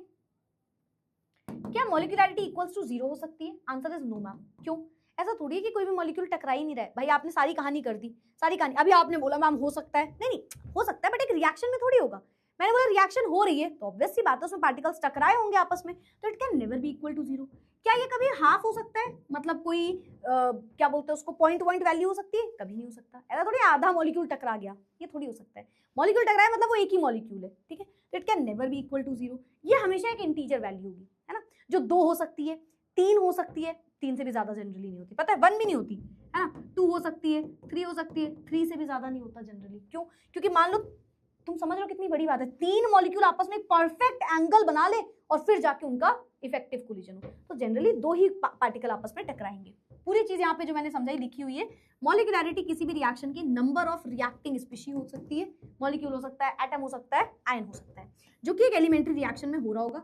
ये कुछ इस तरीके से साइमल्टेनियसली कोलाइड करने चाहिए ताकि यहाँ पे केमिकल रिएक्शन में कोई चेंज आए, मतलब प्रोडक्ट बने। It can neither be equal to 0 nor in fraction, कभी भी 0 और फ्रैक्शन ये हो ही नहीं सकती। एक हो सकता है, मतलब 1 2 इस तरीके से होते हैं, 1 पार्टिकल 2 पार्टिकल इस तरीके से हो सकता है, ठीक है। चलो भाई बताओ किसे किसे क्लियर है मॉलिक्यूलैरिटी? मॉलिक्यूलैरिटी आया, अगर आ गया तो बहुत अच्छी बात है, और अगर मैम नहीं आया तो फिर क्या बताओगे आप? फिर हमारे पास डिफरेंस भी है मॉलिक्यूलैरिटी के लिए, ठीक है। तो देखो मॉलिक्यूलैरिटी होती है कितने नंबर ऑफ रिएक्टिंग स्पीशीज आपस में कोलाइड कर रहे हैं। वही ऑर्डर ऑफ रिएक्शन होता है क्या सम है पावर्स का, जो कॉन्सेंट्रेशन में लिखे थे उसके रेट लॉ एक्सप्रेशन के हिसाब से। मॉलिक्यूलैरिटी होता है थियोरेटिकल कॉन्सेप्ट जो आप पढ़ रहे हो, इतने पार्टिकल टकरा गए, ये हो गया वो हो गया। वही ऑर्डर ऑफ रिएक्शन एक एक्सपेरिमेंटली डिटरमाइंड वैल्यू होती है ना, एक्सपेरिमेंट से निकाली जाती है। मॉलिक्यूलैरिटी हमेशा एक इंटीजर वैल्यू होगी, है ना, वो कभी 0 नहीं हो सकती, और ये भाई कुछ भी हो सकती है। मॉलिक्यूलैरिटी जनरली आपको 3 के आगे तो कभी मिलती ही नहीं है भाई। 4 मॉलिक्यूल आपस में एक एंगल बना चुके हैं, एक स्पीड कंफर्म है उनकी, और उनका ओरिएंटेशन परफेक्ट है, ये जनरली पॉसिबल ही नहीं होता इतना ज्यादा, है ना। तो ये 3 से ज्यादा जनरली नहीं मिलेगी, और ये तो भाई कुछ भी हो सकता है ना। तो ये इन दोनों का डिफरेंस है। आई होप सो ये सबको समझ में आया होगा। हेडिंग लगी pseudo first order reaction. Pseudo मतलब क्या होता है? सीडो मतलब याद है, झूठा, फरेबी, है ना, झूठा, झूठा, हाथी के वो दांत जो खाने के कुछ और दिखाने के कुछ और, that is pseudo first order reaction. ये रिएक्शन आपको बेवकूफ बना रही होती है, ठीक है। कहता मैम वो तो हम पहले से मजाक कर रही थी, ठीक है। तो ये रिएक्शन क्या बोलती है? ये रिएक्शन बोलती है कि यार देखो देखो, आपने एक रिएक्शन देखी, आपको लगा यार ये जो रिएक्शन है, ये रिएक्शन में जो रेट पूछ ले, अगर मुझसे बोले रेट ऑफ रिएक्शन क्या है, आपको देखने में लग रहा है यार इसका रेट ऑफ रिएक्शन ना 2 है, बट एक्चुअली में वो फर्स्ट ऑर्डर रिएक्शन है। वो होनी 2 चाहिए, शायद है भी, पर उसका आंसर जब देख रहे हो तो 1 निकल के आ रहा है। मतलब ना पहले ऑर्डर ऑफ रिएक्शन समझे, rate of reaction, order of reaction सब समझ में आ गया। मैंने बोला सूडो फर्स्ट ऑर्डर रिएक्शन, एक ऐसी रिएक्शन जो शायद सेकंड ऑर्डर है, थर्ड ऑर्डर है, पर वो देखने में आपको हमेशा फर्स्ट ऑर्डर लगेगी। जब आप उसको देख रहे हो ना, कैलकुलेट कर रहे हो सब कुछ, मतलब आप जब उसकी वैल्यू निकाल रहे हो फर्स्ट ऑर्डर निकल के आएगी, पर असलियत में वो एक हायर ऑर्डर की रिएक्शन है। समझ में नहीं आएगा, मैं इसको एग्जाम्पल समझाती हूँ, मैं इसको एग्जाम्पल से समझाती हूँ, ठीक है। चलो एग्जाम्पल सुनो। ईस्टर का हाइड्रोलिसिस करो। ईस्टर क्या होता है? CH3COOC2H5 RCOOR, है ना, RCOOR ले लिया, ठीक। मैं इसका हाइड्रोलिसिस कर दूं, H2O में इसको डाल दूं तो ये टूट जाएगा, ये टूट जाएगा। क्या बनाएगा ये बनाएगा CH3COOH plus plus plus plus क्या बनाएगा? CH3COOH और C2H5OH, है ना, ये ले लिया मैंने, ठीक। अब देखो बेटा यहाँ पे होता क्या है इस रिएक्शन में, आपको पता है? सपोज ये 1% है, ये 99% है, ठीक। अब सुनना, ऑर्डर ऑफ रिएक्शन क्या होगा? ऑर्डर ऑफ रिएक्शन क्या होगा, है ना, क्या लिखी जाती है मैं? ऑर्डर ऑफ रिएक्शन, है ना। तो आपसे मैंने बोला रेट बताओ, तो आप बोलोगे ma'am rate is equals to के ए की पावर, ए मतलब CH3COOH है मैम, और एक बार H2O है, क्योंकि एक एलिमेंट्री रिएक्शन है तो मैंने डायरेक्टली लिख दिया ये, है ना। तो मैंने बोला बेटा इसका ऑर्डर ऑफ रिएक्शन बताना जरा, ऑर्डर ऑफ रिएक्शन n की वैल्यू, आप बोलोगे मैम x प्लस वाई, यानी कि मैम 1 + 1 यानी कि 2 ऑर्डर ऑफ रिएक्शन है, यस मैम, पर ये रिएक्शन फर्स्ट ऑर्डर रिएक्शन दिख रही है। ये रिएक्शन जो है इसका जब हम रियल में ऑर्डर निकाल रहे हैं तो ये फर्स्ट ऑर्डर रिएक्शन, ये first order reaction, first order reaction, it appears to be first order reaction, जबकि होनी ये हायर ऑर्डर की चाहिए, पर ये दिख रही है, ये ऐसा हमको पूरा आंसर जब हम देख रहे हैं ना तो फर्स्ट ऑर्डर रिएक्शन है। ऐसा क्यों हुआ होगा? तो मैंने आपको यहाँ पे क्या लिखा, देखो ये बेटा 1% है इस रिएक्शन में, ये 99% है। और आपको पता है ऑर्डर ऑफ रिएक्शन कैसे निकलता है? जो अगर इतना बड़ा डिफरेंस है कि भाई एक चीज इतनी ज्यादा है, तो आप एक बात बताओ, ये 99% पानी है, अब आप बहुत सारा पानी मिला दोगे तो रेट ऑफ रिएक्शन पे फर्क पड़ेगा ही नहीं। रेट ऑफ रिएक्शन में वैसे भी फर्क नहीं पड़ेगा, इतना सारा पानी ऑलरेडी इसके कंपैरिजन में कि आप थोड़ा सा पानी हटा भी दोगे तो भी फर्क नहीं पड़ेगा, और थोड़ा सा पानी ऐड कर दोगे तो भी फर्क नहीं पड़ेगा। मतलब जो रेट ऑफ रिएक्शन है, वो पूरी तरीके से डिपेंड कर रही है केवल इस पे, केवल इस पे। ये इतना कम है, मान लो इसको और कम कर दिया तो रेट ऑफ रिएक्शन एकदम अलग दिखा रही है अपना बिहेवियर, इसको बढ़ा दिया रेट ऑफ रिएक्शन अलग दिखा रही है अपना बिहेवियर। तो in short pseudo order reaction ऐसी रिएक्शन है, मतलब इसमें अगर हम देखें तो जो ऑर्डर ऑफ रिएक्शन हमें किससे निकल रहा है, जो कंपैरेटिवली बहुत लेस है, बहुत less, very less in amount, जो वेरी लेस अमाउंट में है, उसी पे डिपेंड कर रहा है केवल हमारा रेट ऑफ रिएक्शन, उसी पे डिपेंड कर रहा है केवल हमारा रेट ऑफ रिएक्शन। मतलब वो डिपेंड ही नहीं कर रहा है H2O की पावर पे, समझ रहे हो, इसकी पावर पे वो डिपेंड कर ही नहीं रहा है, इस पे वो डिपेंड ही नहीं कर रहा, वो इतना हायर अमाउंट में 99% पानी है, मतलब मैंने अगर एक बूंद इस एस्टर की डाली तो मैंने 99 बूंद पानी की डाली, अब मैं उसमें से 5 बूंद पानी हटा लूं, अरे मॉलिक्यूल ले लो, एटम ले लो, कुछ भी ले लो, तो मैं उसमें 5 टाइम पानी हटा दूं तो कोई फर्क ही नहीं पड़ेगा, या 5 टाइम और बढ़ा दूं तो भी फर्क नहीं पड़ रहा है, क्योंकि फर्क पड़ रहा है जो बहुत कम अमाउंट में है उससे, तो इसे बोलते हो pseudo first order reaction. Exactly बेटा ये आप शुगर केन में भी कर सकते हो, केन शुगर का भी एक एग्जांपल ले सकते हो, है ना, C12H22O11 पानी डाल दो, सेम रिएक्शन करा दो, है ना, उसमें भी सेम कहानी होगी, वो डिपेंड ही नहीं करेगा पानी पे, तो इसे आप बोलते हो स्यूडो फर्स्ट ऑर्डर रिएक्शन। ऐसी रिएक्शन जो अपीयर हो रही है फर्स्ट ऑर्डर की तरह, बट असलियत में वो एक हायर ऑर्डर है, सेकंड ऑर्डर हो सकता है, थर्ड ऑर्डर हो सकता है, पर वो लग रहा है फर्स्ट ऑर्डर है, या हम देखने में निकाल रहे हैं तो फर्स्ट ऑर्डर निकल रहा है। Where one reactant is present in such a large excess that its concentration remain essentially constant, कोई एक इतना ज्यादा अमाउंट में ना कि उसका कंसंट्रेशन कांस्टेंट ही हो गया, फर्क ही नहीं पड़ रहा उसको बढ़ाने और घटाने पे through out the reaction, making the rate dependent only on the concentration of the other reactant, तो उस पर रेट डिपेंड हो ही नहीं रहा है, सिर्फ इस पे रेट डिपेंड हो रहा है, सिर्फ इस पे रेट डिपेंड हो रहा है। This is pseudo first order reaction. एक बार वापस से बताऊं, स्यूडो फर्स्ट ऑर्डर रिएक्शन मतलब एक ऐसी रिएक्शन जो अपीयर कर रही है, ऐसा देखने में लगेगा आपको, या ऐसा निकालने में फॉर्मूले में सब कुछ में हमको पता चल रहा है कि यार हम एक्सपेरिमेंटली देख रहे हैं कि वो रिएक्शन फर्स्ट ऑर्डर है, जबकि है वो सेकंड ऑर्डर, पर वो अपीयर कर रही है एज अ फर्स्ट ऑर्डर, और ये सिर्फ तभी होगा जब कोई एक बहुत एक्सेस में हो रिएक्टेंट और दूसरा बहुत कम अमाउंट में हो, ठीक है, तो उसे आप बोलते हो pseudo first order reaction, pseudo first order reaction. आगे बढ़ते हैं, हेडिंग लाइए जीरो ऑर्डर रिएक्शन। ये जो आप ऑर्डर ऑफ रिएक्शन पढ़ रहे हो, हमें आज सिर्फ जीरो और फर्स्ट ऑर्डर तक पढ़ना है, उसके बाद जो आर्हेनियस इक्वेशन है वो हम कल वाले सेशन में पढ़ेंगे, ठीक है, और फिर हम इसके क्वेश्चंस लगाएंगे। अच्छा अब सुनो मेरी बात ध्यान से, हम बोल रहे हैं बेटा zero order reaction, zero order reaction मतलब ऑर्डर ऑफ रिएक्शन जीरो, मतलब जिसपे रिएक्टेंट के कॉन्सेंट्रेशन पे कोई डिपेंडेंसी ही नहीं है, उसे आप बोलते हो जीरो ऑर्डर रिएक्शन। वापस से, जीरो ऑर्डर रिएक्शन मतलब n की वैल्यू जीरो है, n की वैल्यू जीरो है, मतलब मैंने बोला a प्लस बी से c प्लस डी बना, रेट ऑफ रिएक्शन हो गया मैम k, a की पावर x, b की पावर y, तो जब x plus Y equal to zero आ जाए उसे आप बोलते हो जीरो ऑर्डर रिएक्शन, मतलब n की वैल्यू, मतलब n इक्वल्स टू जीरो आ जाए जीरो ऑर्डर रिएक्शन, है ना। हो सकता है डिपेंड ही नहीं कर रहा हो सकता है केवल a पे जीरो ऑर्डर हो है ना, हो सकता है a हम बढ़ाते जा रहे हैं पर रिएक्टेंट प्रोडक्ट में कोई असर ही नहीं पड़ रहा, उसे आप बोलते हो जीरो ऑर्डर रिएक्शन। बहुत ध्यान से दोनों का ग्राफ देखना, आपके क्या बोलते हैं उसको, सैंपल पेपर में जीरो ऑर्डर का क्वेश्चन पूछा गया है, और मुझे ऐसी गट फीलिंग आ रही है जीरो ऑर्डर तो पूछा जा ही सकता है क्योंकि सैंपल पेपर में है, पर मुझे पता नहीं क्या लग रहा है इस बार फर्स्ट ऑर्डर के ग्राफ से भी क्वेश्चन पूछ सकता है, ठीक है। तो अगर फर्स्ट ऑर्डर से पूछेगा तो आपको दोनों के ग्राफ समझने हैं। ग्राफ देख लो क्या लिखा है, देखो कभी भी बेटा ग्राफ में आपको लॉग ना दिखे तो वो जीरो ऑर्डर का ग्राफ है, ये याद रखना है ना। एक साइड जब आप कंसंट्रेशन ले रहे हो उसमें लॉग नहीं दिख रहा है आपको तो वो जीरो ऑर्डर का है ना, और नीचे कंसंट्रेशन है सॉरी ऊपर रेट ले रहे हो है ना, और कहीं लॉग नहीं दिख रहा वो जीरो ऑर्डर है, ठीक है। इसका स्लोप बेटा माइनस के से निकलता है, डायरेक्ट क्वेश्चन पूछा जा सकता है स्लोप कैसे निकलेगा जीरो ऑर्डर का, माइनस ऑफ के, के क्या है वही रेट कांस्टेंट है ना, तो ये जो के है ये इसकी नेगेटिव वैल्यू आपको जीरो ऑर्डर का स्लोप देती है, ठीक है। ये क्या बोल रहा है, जैसे जैसे आप कंसंट्रेशन बढ़ा रहे हो टाइम के साथ साथ ये घटता जा रहा है, घटता जा रहा है, कम होता जा रहा है, ठीक, टाइम के साथ साथ हमारा रिएक्टेंट कम होता जा रहा है, कम होता जा रहा है, कम होता जा रहा है, जीरो पे आ गया है ना, उसे आप बोलते हो zero order reaction. In this rate does not depend on the concentration of the reactant, rate को तो फर्क ही नहीं पड़ता, रेट को फर्क ही नहीं पड़ता कंसंट्रेशन से, वो तो जीरो हो गया है ना, वो तो जीरो हो गया, वो तो जीरो हो गया। मैम लॉग का क्या मतलब है, अरे बताएंगे, फर्स्ट ऑर्डर में लॉग आ जाता है, सेकंड ऑर्डर के ग्राफ में लॉग नहीं होता है, बस वो याद रखना, ठीक है। चलो चलो जीरो ऑर्डर को थोड़ा सा और समझते हैं, क्या लिखा है। जीरो ऑर्डर रिएक्शन का मतलब होता है कि रेट ऑफ रिएक्शन जो है वो प्रोपोर्शनल है zero power of the concentration में। क्या बोला, वो zero power of the concentration में, मतलब ये जीरो हो गया, डिपेंड ही नहीं कर रहा, वो जीरो हो गया। मैम अगर x प्लस वाई 3 हो गया तो बेटा थर्ड ऑर्डर रिएक्शन होती है which is not in your syllabus, ठीक है।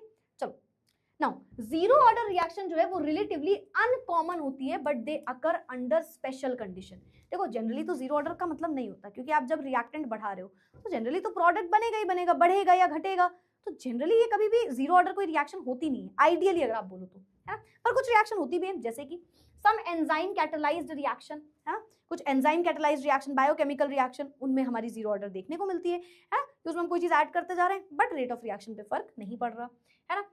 Reaction which occur on metal surfaces are few examples of zero order reaction, जैसे कि कोई मेटल सर्फेस में हो रहा है, मैंने बोला अमोनिया को तोड़ रहे हो, नाइट्रोजन हाइड्रोजन मिल रहा है, तो हो सकता है अमोनिया पे कोई फर्क ही ना पड़ रहा हो, zero order reaction. Decomposition of gaseous ammonia, जो यहाँ पे लिखा है ना, वो एक जीरो ऑर्डर रिएक्शन है। हाई प्रेशर के टाइम पे वो कोई डिपेंडेंसी नहीं होती, NH3 की पावर 0 पे डिपेंड कर रहा होता है, 0 पे डिपेंड कर रहा है रेट ऑफ रिएक्शन, ठीक। तो ये भी एक जीरो ऑर्डर रिएक्शन है। इंपॉर्टेंट क्या है, इंपॉर्टेंट है बेटा जीरो ऑर्डर रिएक्शन का फॉर्मूला। मैंने आपको डेरिवेशन बहुत बार पढ़ाई हुई है, आप चाहो तो पढ़ लो, जनरली डेरिवेशन पूछी तो नहीं गई है, अगर पूछी जाएगी भी तो डिटेल में आप समझ चुके हो।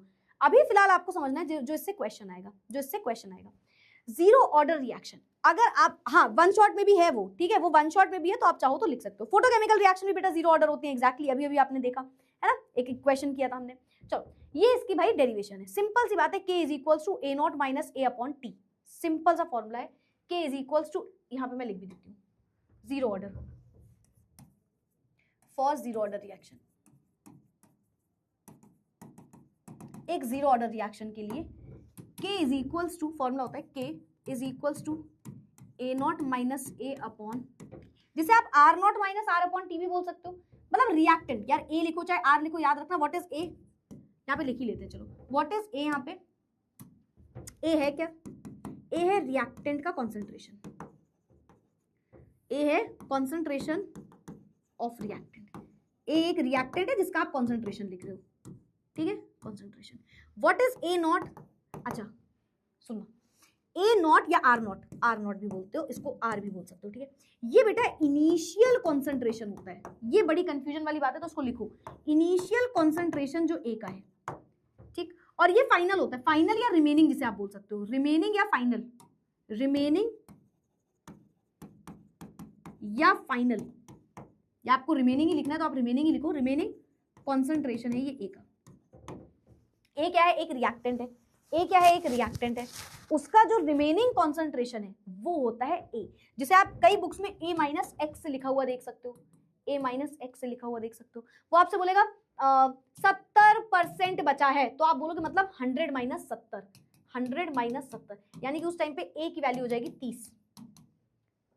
सपोज आपसे बोले कॉन्सेंट्रेशन ना 70 बचा है, 70 कॉन्सेंट्रेशन बचा है किसी चीज का, टोटल 100 था, 70 बचा है, तो उसमें A की वैल्यू होगी 30। क्यों, क्योंकि ओवरऑल 100 है, उसमें से 70 कम हो गया। ऐसे क्वेश्चन बहुत बार आते हैं, मैंने आपको पहले भी कराए हैं ना, तो आप बोलोगे ये माइनस हो गया, मतलब इसमें इसकी वैल्यू हो गई कितनी, 30, इसकी वैल्यू हो गई 30, इनिशियल कॉन्सेंट्रेशन। यस बेटा, A और R कुछ भी लिख लो, एक ही बात है, इनिशियल कॉन्सेंट्रेशन होता है ये इसका, ठीक। और T क्या है, time, T is of course time, है ना, and K is what, rate constant, है ना, rate law constant, velocity constant, कुछ भी लिख लेना, तो ये पूरा फॉर्मूला होता है, ठीक है। K इज इक्वल्स टू, इसको आप ऐसे भी लिखते हो, A is equals to A not minus K T, ये इसकी इक्वेशन आती है, A is equals to A not minus K T. बात वही है, देखो, है ना, K को एक साइड रखो तो K is equals to, K को यहाँ पे ले आओ, ये ले आओ, A minus A not upon, क्या होगा, रुक जाओ, गलत कर दिया,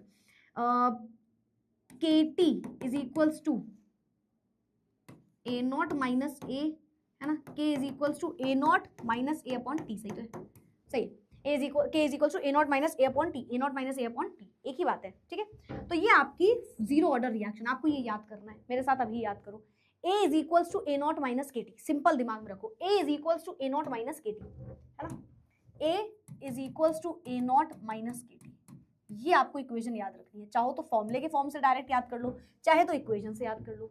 A is equals to A not minus K T, या K is equals to A not minus A upon T, या इसको T के फॉर्म में भी पूछ सकता है, तो T उधर रख दो, K इधर रख दो, कुछ भी हो सकता है, ठीक है। मैम इसकी डेरिवेशन आ सकती है, देखो 5 to 10% चांसेस हम इसलिए भी बोल सकते हैं क्योंकि बोर्ड का पेपर हर बार अब नए नए पैटर्न में आ रहा है, जनरली डेरिवेशन पूछी नहीं जाती है, अगर पूछ ली जाएगी तो आप वन शॉट वगैरह की हेल्प से में देख सकते हो, बट जनरली डेरिवेशन से कोई क्वेश्चन नहीं आता है, अभी तक कोई क्वेश्चन नहीं आया। अगर 5-6% चांसेस हैं और आपको पढ़ना है तो आप पढ़ सकते हो उसको, ठीक है। चलो यहाँ पे आ जाओ, इसका बेटा टी हाफ भी बड़ा इंपॉर्टेंट होता है। टी हाफ मतलब होता है हाफ लाइफ साइकिल, बोलेगा जीरो ऑर्डर के लिए हाफ लाइफ साइकिल बताइए, हाफ लाइफ साइकिल किसके लिए, फॉर जीरो ऑर्डर के लिए, ठीक है, इसी के लिए। तो आप क्या बोलोगे, हाफ लाइफ का मतलब है 50% रिएक्शन होने में कितना टाइम लगा। इसको यहां पे लिखते हैं, इसको यहां पे लिखते हैं, हाफ लाइफ साइकिल किसके लिए, जीरो ऑर्डर के लिए, ठीक है, इसी के लिए। तो आप क्या बोलोगे, हाफ लाइफ का पहले मतलब समझो। हाफ लाइफ का मतलब है 50% रिएक्शन होने में कितना टाइम लगा, 50% रिएक्शन को होने में कितना टाइम लगा, उसे आप बोलते हो हाफ लाइफ साइकिल। 50% रिएक्शन होने में कितना टाइम लगा, वो होता है हाफ लाइफ साइकिल, वो होता है उसका हाफ लाइफ साइकिल। अगर मैं बोलूं इसका हाफ लाइफ साइकिल मैम कैसे निकलता है, तो आप बोलोगे बेटा जितना भी ए नॉट है अपॉन 2k, टी हाफ जो इसका निकलेगा वो निकलेगा A not upon 2k, A not upon 2k, A not upon 2k, इसको नोट कर लो। टी हाफ जो निकलेगा वो निकलेगा ए नॉट अपॉन 2k से, ठीक है, टी हाफ निकलेगा ए नॉट अपॉन 2k से। Very important, very important. और मैं आपको बता दूं इससे क्वेश्चन जरूर आएगा 110%, ठीक है, इससे क्वेश्चन 110% आएगा, ठीक है। जीरो ऑर्डर फर्स्ट ऑर्डर इस चैप्टर से आएगा ही आएगा, बढ़िया क्वेश्चन आएगा। तीन ही टॉपिक है इसमें, zero order, first order, Arrhenius equation, और 100% है तीनों से क्वेश्चन आएगा, zero order, first order, Arrhenius equation, ठीक है। तो याद रखना बेटा, आर नॉट भी लिख सकते हो, एक ही बात है ना, आर नॉट अपॉन 2k लिख दो, एक ही बात है, बस आपको पता होना चाहिए है क्या। ये होता है concentration of A, initial concentration, है ना, इनिशियल कॉन्सेंट्रेशन ऑफ ए, वो है क्या, initial concentration of A, initial concentration of A, ठीक है। यहाँ पे इसको मैंने लिख दिया, दिख रहा है ना यहाँ तक, चलो आई गेस दिख रहा होगा, दिख रहा होगा। किसे किसे जीरो ऑर्डर क्लियर हुआ, बताओ सच सच, किसे किसे जीरो ऑर्डर अच्छे से समझ में आ गया, अरे अरे अरे, किसे किसे जीरो ऑर्डर अच्छे से क्लियर हो गया, जल्दी से बता दो एक बार फटाफट से। 50% मतलब बेटा 50% रिएक्शन खत्म हुई है, मतलब मैंने आपसे बोला एक रिएक्शन हो रही थी, है ना, एक रिएक्शन हो रही थी, मैंने बोला यार सुनो ना, वो रिएक्शन 10 मिनट में हो रही थी। अब मैंने बोला कि 50% कितने मिनट में हो रही होगी, तुम बोलोगे मैम 5 मिनट। तो ये जो 50% में आप टाइम निकाल रहे हो, that is half order reaction, that is half order reaction. चलो भाई, तो ये जीरो ऑर्डर था। क्वेश्चन क्या है, half life reaction is doubled when the initial reaction concentration is doubled, order of reaction बताइए। ध्यान सुनो, half life of a reaction double हो गया, हाफ लाइफ जो है वो डबल हो गया, 2 टाइम्स हो गया, ठीक है, 2 टाइम्स हो गया। जब आपने इनिशियल कॉन्सेंट्रेशन बढ़ाया, जब आपने ए नॉट को डबल किया है ना, डबल किया 2 टाइम्स, कुछ भी लिख दो, चलो दोनों में डबल लिख देते हैं। ये डबल हो गया जब हमने इसको डबल किया, कब हुआ होगा बताओ। तो आपने फॉर्मूला क्या पढ़ा, T half is equals to A not upon 2k। तो यहाँ पे ए नॉट और टी हाफ डायरेक्टली प्रोपोर्शनल है ना, मतलब ए नॉट बढ़ा रहे हो तो ये बढ़ेगा, ए नॉट 2 गुना बढ़ाओगे वो 2 गुना बढ़ेगा, 4 गुना बढ़ाओगे 4 गुना बढ़ेगा। तो ये एक जीरो ऑर्डर रिएक्शन की बात हो रही है, ये एक जीरो ऑर्डर रिएक्शन की बात हो रही है। बोलो आ गया। 50% काउंट ही क्यों करना है मैम, क्योंकि कई रिएक्शंस में हम या तो फाइनल रिएक्शन का टाइम देख रहे होते हैं या तो उसके मिड में देख रहे होते हैं। जो इंस्टेंटेनियस भी निकाल रहे हो जनरली आप 50 या फाइनल में देखते हो, बीच में रिएक्शन में क्या हो रहा है हम जनरली पता नहीं करते। लेकिन मैं आपको बता दूं, पता आपको करने को पूछ भी सकता है, 75% पूछ सकता है, 30% पूछ सकता है, तो पहले 50% निकालोगे तो आप कोई भी परसेंट निकाल सकते हो, ये होता है इसका रीजन, ठीक है। चलो आगे बढ़ जाए, आगे बढ़ते हैं। शॉर्ट आंसर में एक और क्वेश्चन, 3 नंबर का क्वेश्चन है। फॉर अ केमिकल रिएक्शन, ये आपको सैंपल पेपर में दिया हुआ है और ये आपके बहुत बार रिपीट भी हो चुका है question.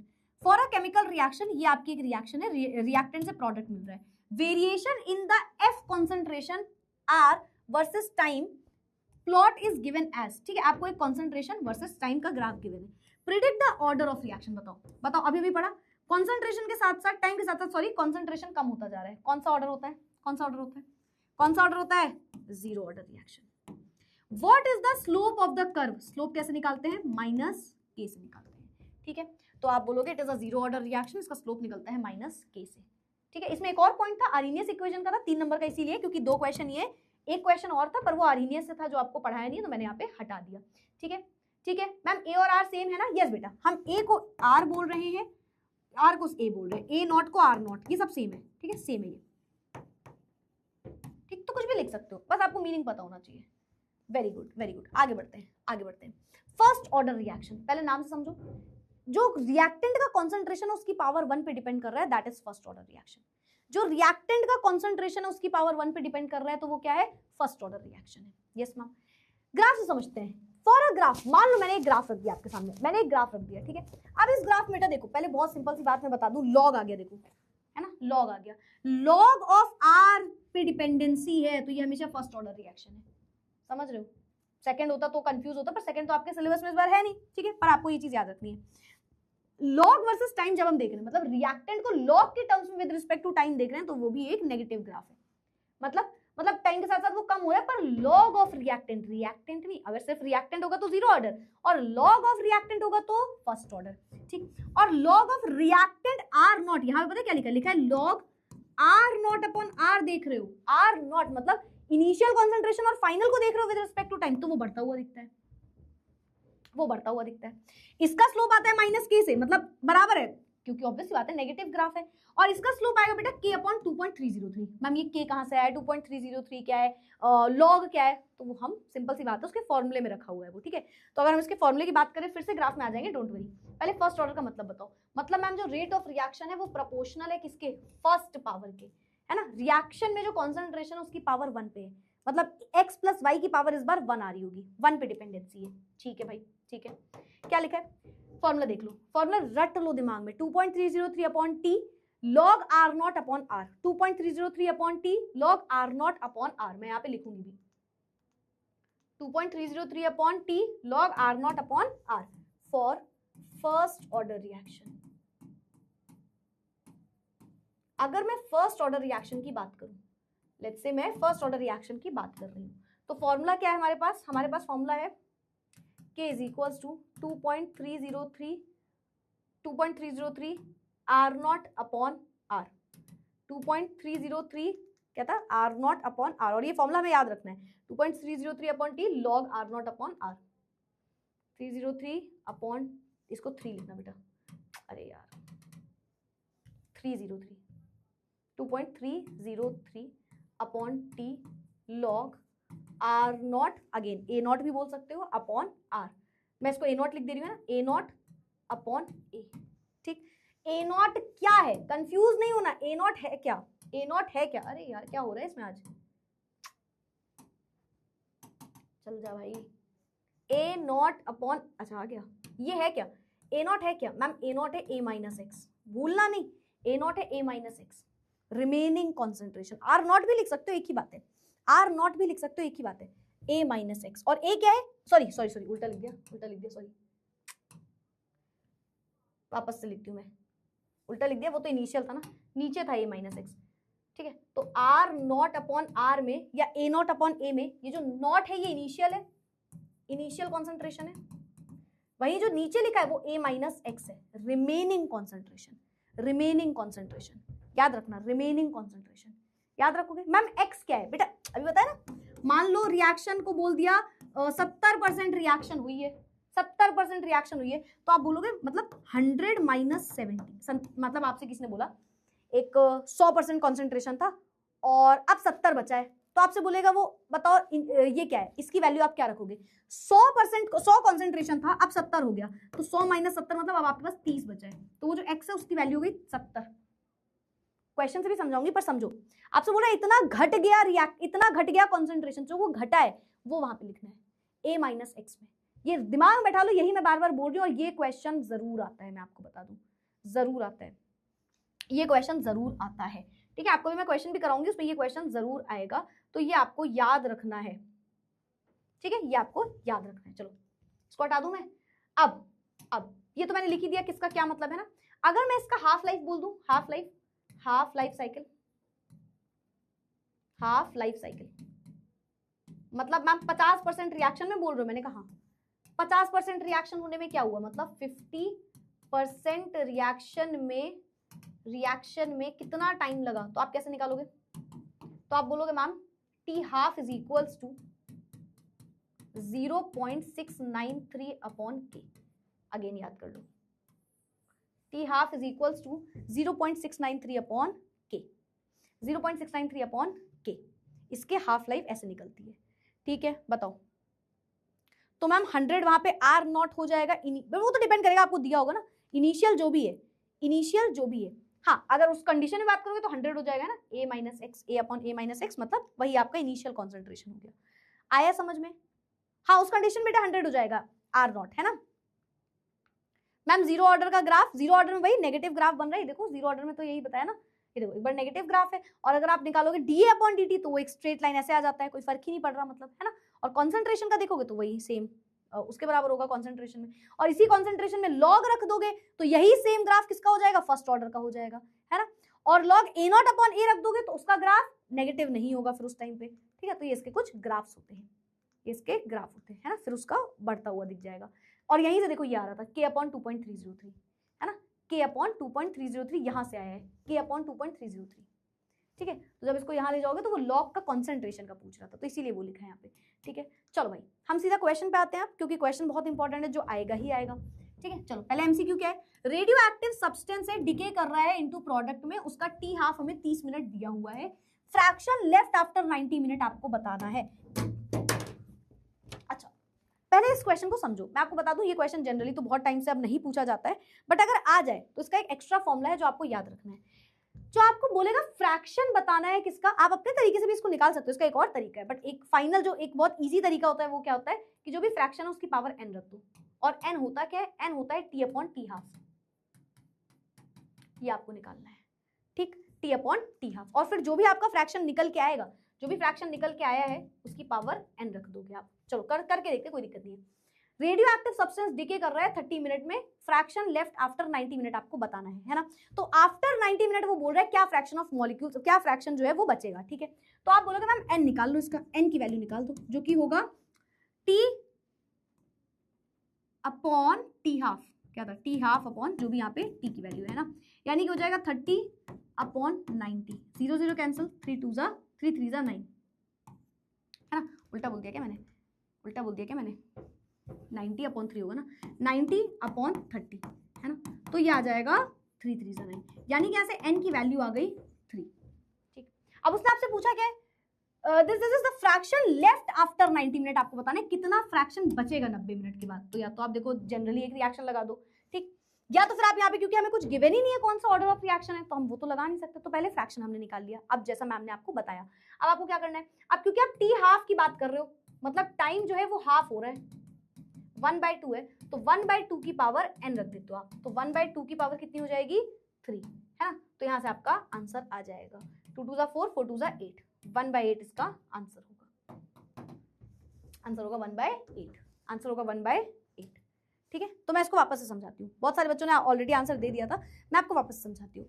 Radio active substance decay कर रहा है प्रोडक्ट में, उसका T½ 30 मिनट है, फ्रैक्शन लेफ्ट आफ्टर 90 मिनट बताना है, क्योंकि हमें कोई रिएक्शन कौन से ऑर्डर की नहीं बताई, तो कभी ऐसे घुमा दे क्वेश्चन में, तो पहले आप n की वैल्यू निकाल लो, और फिर जो भी half time, second time, 4 time जो भी पूछा उसकी पावर रख दो वो n, ठीक। तो यहाँ से ऑप्शन आ जाएगा ऑप्शन बी, बहुत सारे बच्चों ने करेक्ट आंसर दे दिया था। फॉर अ रिएक्शन, 2 नंबर का क्वेश्चन है, एक रिएक्शन है A + B से प्रोडक्ट बन रहा है, रेट आपको इस तरीके से इसका गिवन है, ठीक है। How is the rate of reaction affected if the concentration of B is doubled? और ऐसे क्वेश्चन भी बहुत बार पूछे जाते हैं, बोल रहा है आप बताइए रेट ऑफ रिएक्शन कैसे बढ़ेगा अगर B को डबल कर दिया।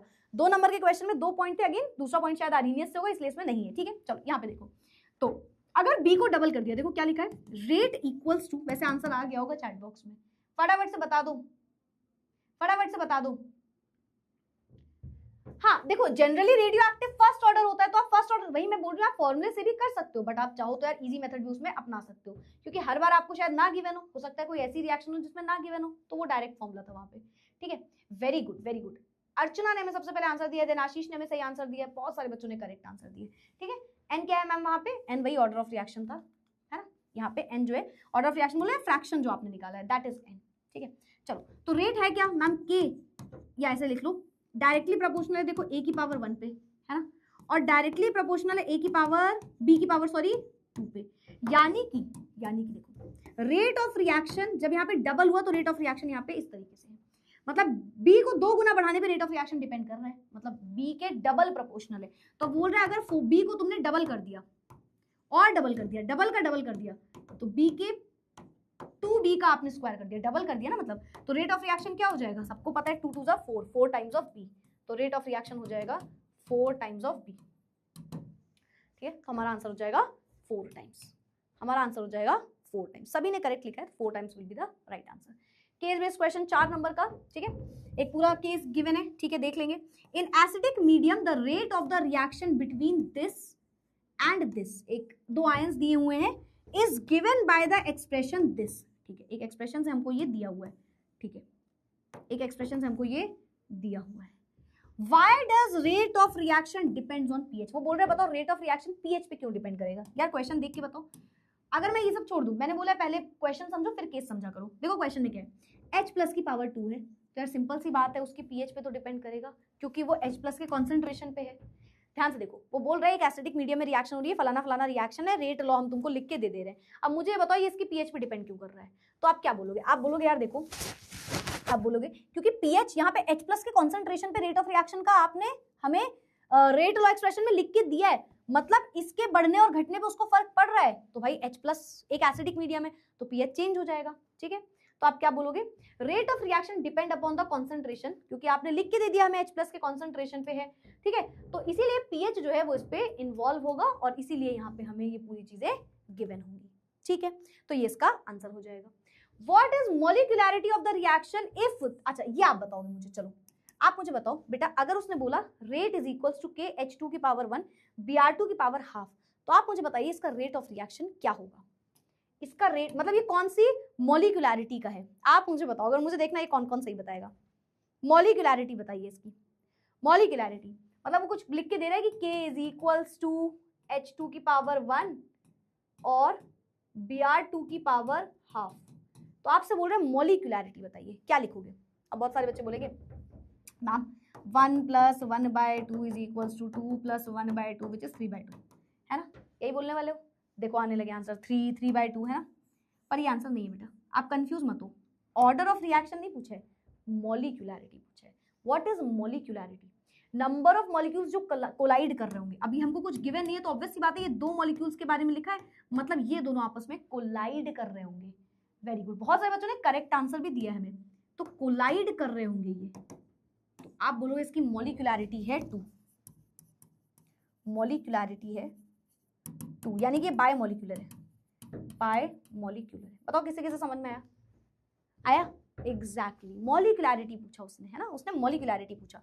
रिएक्शन इज बाय मॉलिक्यूलर क्योंकि उसमें H2 और Br2 इन्वॉल्व हो रहे हैं, तो वो एक बाय मॉलिक्यूलर रिएक्शन है। चलो see point, see point under the same condition. अब जब ऐसे क्वेश्चन होते हैं तो ऑब्वियस सी बात है थर्ड पॉइंट आपका 2 नंबर का होता है और ऊपर के 2 पॉइंट जो है वो 1-1 नंबर के होते हैं। Under the same condition initial concentration एक सब्सटेंस का आपको दिया हुआ है, और यहीं से आप बेटा फर्स्ट ऑर्डर के क्वेश्चन समझो। बहुत सारे क्वेश्चन हो सकते हैं पर कुछ क्वेश्चन से आपको कॉन्सेप्ट समझना होता है केवल। Under the same condition initial concentration आपको 1.386 दिया है। ठीक है, इनिशियल कॉन्सेंट्रेशन मतलब ए नॉट दिया है 1.386 ना, मोल पर लीटर के टर्म्स में दिया होगा ना, मोल पर लीटर। ठीक है, इनिशियल कॉन्सेंट्रेशन आर नॉट भी लिख सकते हो, ए नॉट भी लिख सकते हो। ठीक है, बिकम्स हाफ इन 40 सेकेंड्स, मतलब 40 सेकेंड्स में, इन 40 सेकेंड्स में ये क्या हो गया? हाफ हो गया। ठीक है, हाफ हो गया। Now by first order reaction and in 20 seconds by zero order reaction. अच्छा, मतलब ये पूरी कहानी फर्स्ट ऑर्डर की बात हो रही है, ये फर्स्ट ऑर्डर की बात हो रही है ना, और एक में जीरो ऑर्डर की भी बात होगी, जीरो ऑर्डर की भी बात होगी। जीरो ऑर्डर में देखते हैं क्या क्या गिवन है, जीरो ऑर्डर में क्या क्या गिवन है। 20 seconds by zero order reaction. अच्छा, तो वहां पे 20 सेकेंड से कर रहा है केवल, इन, इसको दूसरे कलर से लिख देते हैं, इन 20 सेकेंड्स हो रहा है किसमें? हाफ हो रहा है किसमें? जीरो ऑर्डर में। ये हो रहा है बेटा जीरो ऑर्डर में। और आपसे क्वेश्चन में पूछा क्या है? Zero order reaction. What is the ratio of K1 upon K2? K1 upon K0, K1 upon K0 का मतलब समझ रहे हो? वो बोल रहे रेशियो बताओ मुझे K1 अपॉन K0 का। इसका मतलब समझो पहले, K1 अपॉन K0 पता है क्या है? मतलब फर्स्ट ऑर्डर के लिए रेट कांस्टेंट और जीरो ऑर्डर के लिए, ये नॉट मतलब जीरो बोल रहा है आपसे भाई, K0 थोड़ी कुछ होता है, तो मतलब जीरो लिखा है उसने। ये जीरो ऑर्डर की बात है और ये फर्स्ट ऑर्डर की बात है। बड़ा सिंपल सा क्वेश्चन है, मतलब आपको K की वैल्यू निकालनी है दोनों के लिए, है ना। अब आप खुद से बताओ, पहले मैं लगाती हूँ इसको हाफ ऑर्डर के लिए, है ना, पहले मैं लगाती हूँ फॉर किसके केवल निकालना है, तो for first order, for first order. First order के लिए K का आपने फॉर्मूला क्या पढ़ा है बताओ? K is equals to 0.693 upon T, यही पढ़ा है, 0.693 अपॉन T, यही पढ़ा है सबने, 0.693 अपॉन T। यस मैम, यही पढ़ा है हमने। ठीक है, तो क्या हो जाएगा 0.693 अपॉन फर्स्ट ऑर्डर के लिए कितना है 40, और K0 क्या हो जाएगा, यानी कि for second, for zero order, for zero order zero order के लिए के जीरो कितना निकलेगा, के जीरो, अच्छा क्या होता है, ए नॉट अपॉन टू के, ए नॉट अपॉन टू के, ए नॉट अपॉन टू के, तो रख दो ए नॉट अपॉन टू के यानी कि टू टी, टी हाफ है ना, ए नॉट यानी कि इनिशियल कॉन्सेंट्रेशन गिवन है ma'am 1.386 upon 2 into T half ma'am 40, T half 20 इस बार है ना, 2 इंटू 20। चलो भाई यहां से कुछ वैल्यू आएगी उठा के डिवाइड कर देना है, तो K1 अपॉन के नॉट इज इक्वल्स टू कितना आ जाएगा, 0.693 upon 40 whole divided by 1.386 divided by 40 है ना, यही आएगा, देख लो भाई यही आएगा। तो यहां से K1 upon K0 is equals to 0.693 upon 40 multiply by 40 upon 1.386, ये आपस में बेटा कैंसिल हो जाएगा है ना, कैंसिल हो जाएगा, 0.693 अपॉन 1.386 समथिंग बचेगा है ना, तो 6 टू जा जाएगा, क्या 2 जा जाएगा, 18 1 कैरी, 6 2 12 13 1 कैरी 0 1 1.386, हाँ क्या बात है, डायरेक्ट जा रहा है भाई 2 जा, तो K1 upon K0 is equals to 1/2, यानी कि अगर मुझसे वो बोलता कि एग्जैक्ट रेशियो बताओ तो रेशियो आ जाता 1:2। अब ऐसा क्वेश्चन तो मैंने करा दिया, बट हो सकता है ये क्वेश्चन किसी 0.5 बोल रहे बहुत सारे बच्चे, ठीक है, मतलब बोल सकते हो है ना, रेशियो 0.5 बोल सकते हो। अब बेटा ये क्वेश्चन तो आपने कर लिया, बट यही से पूरा कॉन्सेप्ट समझा आपने, देखो हो सकता है आपको वो ये भी नहीं देता है ना, अगर ये नहीं देता तो मैम तो आपको वो कुछ और वैल्यू देता, फिर वो फर्स्ट ऑर्डर रिएक्शन का कुछ लिख के देता जिससे आप ए नॉट निकाल सकते थे है ना, या जीरो ऑर्डर का कुछ लिख के देता जिससे आप ए नॉट निकाल सकते थे, कॉन्सेप्ट पूरा सेम लगने वाला है, ठीक है। तो ये आपका आंसर आएगा यहाँ से 0.5 लीटर पर मोल या 1/2 है ना, जो भी लिखना हो लिख देना, ठीक है, ये फॉर्मूला होगा। चलो तीसरा क्वेश्चन एक और था और के टर्म्स में, अब ये क्वेश्चन भी बहुत इंपॉर्टेंट होता है, मैंने आपको पहले भी बोला है, पिछली बार भी बोर्ड में आया था, ये हर बार आ जाता है बोर्ड्स में, तो अगर कभी ऐसा आ गया तो लिख देना, 40 नहीं 20 होगा मैम, बेटा वो 2 से मल्टीप्लाई भी तो किया ना, 2 इंटू 2 के होता है ना, नीचे 2 इंटू टी हाफ, तो 2 इंटू 20 किया था, ठीक है। चलो क्वेश्चन देखो क्या है, for a non stoichiometric reaction, एक नॉन स्टोइकियोमेट्रिक रिएक्शन दी हुई है हमें, the following data was obtained in 3 separate experiments at 298 kelvin. चलो मैं इसको पूरा लिखने जा रही हूँ, तो ध्यान से देखना आप, मैं इसे पूरा लिखने जा रही हूँ, पूरा हम इसको दोबारा देखेंगे क्या लिखा है। ए नॉट की वैल्यू दी हुई है एक तरफ है ना, एक तरफ हमें दी हुई है बी की वैल्यू, ए बी और initial concentration C, A B और सी, ऐसा कुछ हमें गिवन है। ए का कॉन्सेंट्रेशन 0.1 0.1 0.2 0.1 0.1 0.2, बी के लिए गिवन है 0.1 0.2 और 0.1, फिर 1.2 इंटू 10 की पावर -3, 1.2 इंटू 10 की पावर -3, फिर 1.2 इंटू 10 की पावर -3, फिर 2.4 इंटू 10 की पावर -3 ही था ना, हाँ चलो ये आपको बेटा एक डेटा गिवन है, कहाँ गया, ये आपको एक डेटा गिवन है, ठीक है। पहले इस डेटा का मतलब समझो, सब कुछ करेंगे, पहले इस डेटा का मतलब समझो, ठीक है, पहले इस डेटा का मतलब समझो। इसका मतलब है यार कि रेट ऑफ रिएक्शन होता क्या है मैम, के ए की पावर x बी की पावर y, इसका यही मतलब होता है, मतलब ये रेट लॉ है, यस मैम। ये बेटा आपको क्या बता रहा है, ये बता रहा है कि जब आपने बात करी 0.1 का के 0.1 का कॉन्सेंट्रेशन, क्योंकि इस तरीके से बहुत क्वेश्चन पूछे जाते हैं, मैं हर तरीके का क्वेश्चन एक ही में समझा रही हूँ। देखो 0.1 की पावर कुछ x होगी, मैम x क्या है, तो हम सोच नहीं सकते यार, कुछ भी हो सकता है, क्यों हो सकता है कुछ भी, क्योंकि एक्सपेरिमेंटली निकलता है। b की पावर y, b क्या है, देखो जब ये 0.1 है तो ये 0.1 है, ठीक है, और रेट ऑफ रिएक्शन उस टाइम पे 1.2 इंटू 10 की पावर -3, ठीक है। फिर जब 1.2 इंटू 10 की पावर -3 दोबारा है, तो a की पावर, a क्या है 0.1, उसकी पावर होगी x, और b है 0.2, उसकी पावर होगी y, है ना, इन दोनों केस को उठा लिया।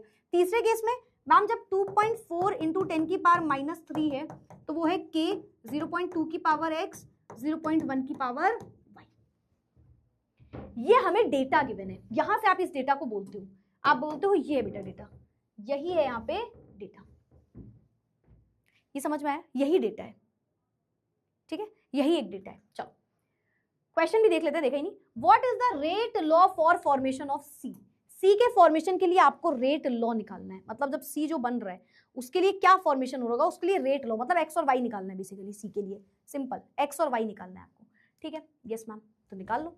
अब एक्स और वाई कैसे निकलता है देखो, अब आप दो चीजों को उठा के डिवाइड करते जाओ, एक्स और वाई निकल जाएगा। बताओ एक्स और वाई के लिए पहले क्या उठाएं, पहले ये दोनों उठा ले, बहुत इजी दिख रहा है मुझे, है ना। तो आप क्या बोलोगे, आप बोलोगे 1.2, आप बोलोगे मैम 1.2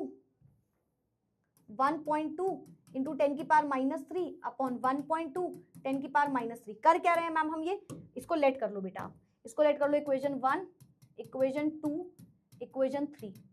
तो हमने क्या किया, इक्वेशन 2 को डिवाइड कर दिया इक्वेशन 1 से पहले, ठीक है, इज इक्वल्स टू, कुछ भी कर सकते हो आप, देख लो अपने हिसाब से ना, जैसे मुझे दिख रहा है यहाँ पे ये दोनों कैंसिल आउट हो जाएंगे, ये दोनों कैंसिल आउट हो जाएंगे, ये दोनों बचेंगे, है ना। तो k 0.1 की पावर x, 1 की पावर x 0.2 की power y divided by k 0.1 की पावर x 0.1 की पावर y।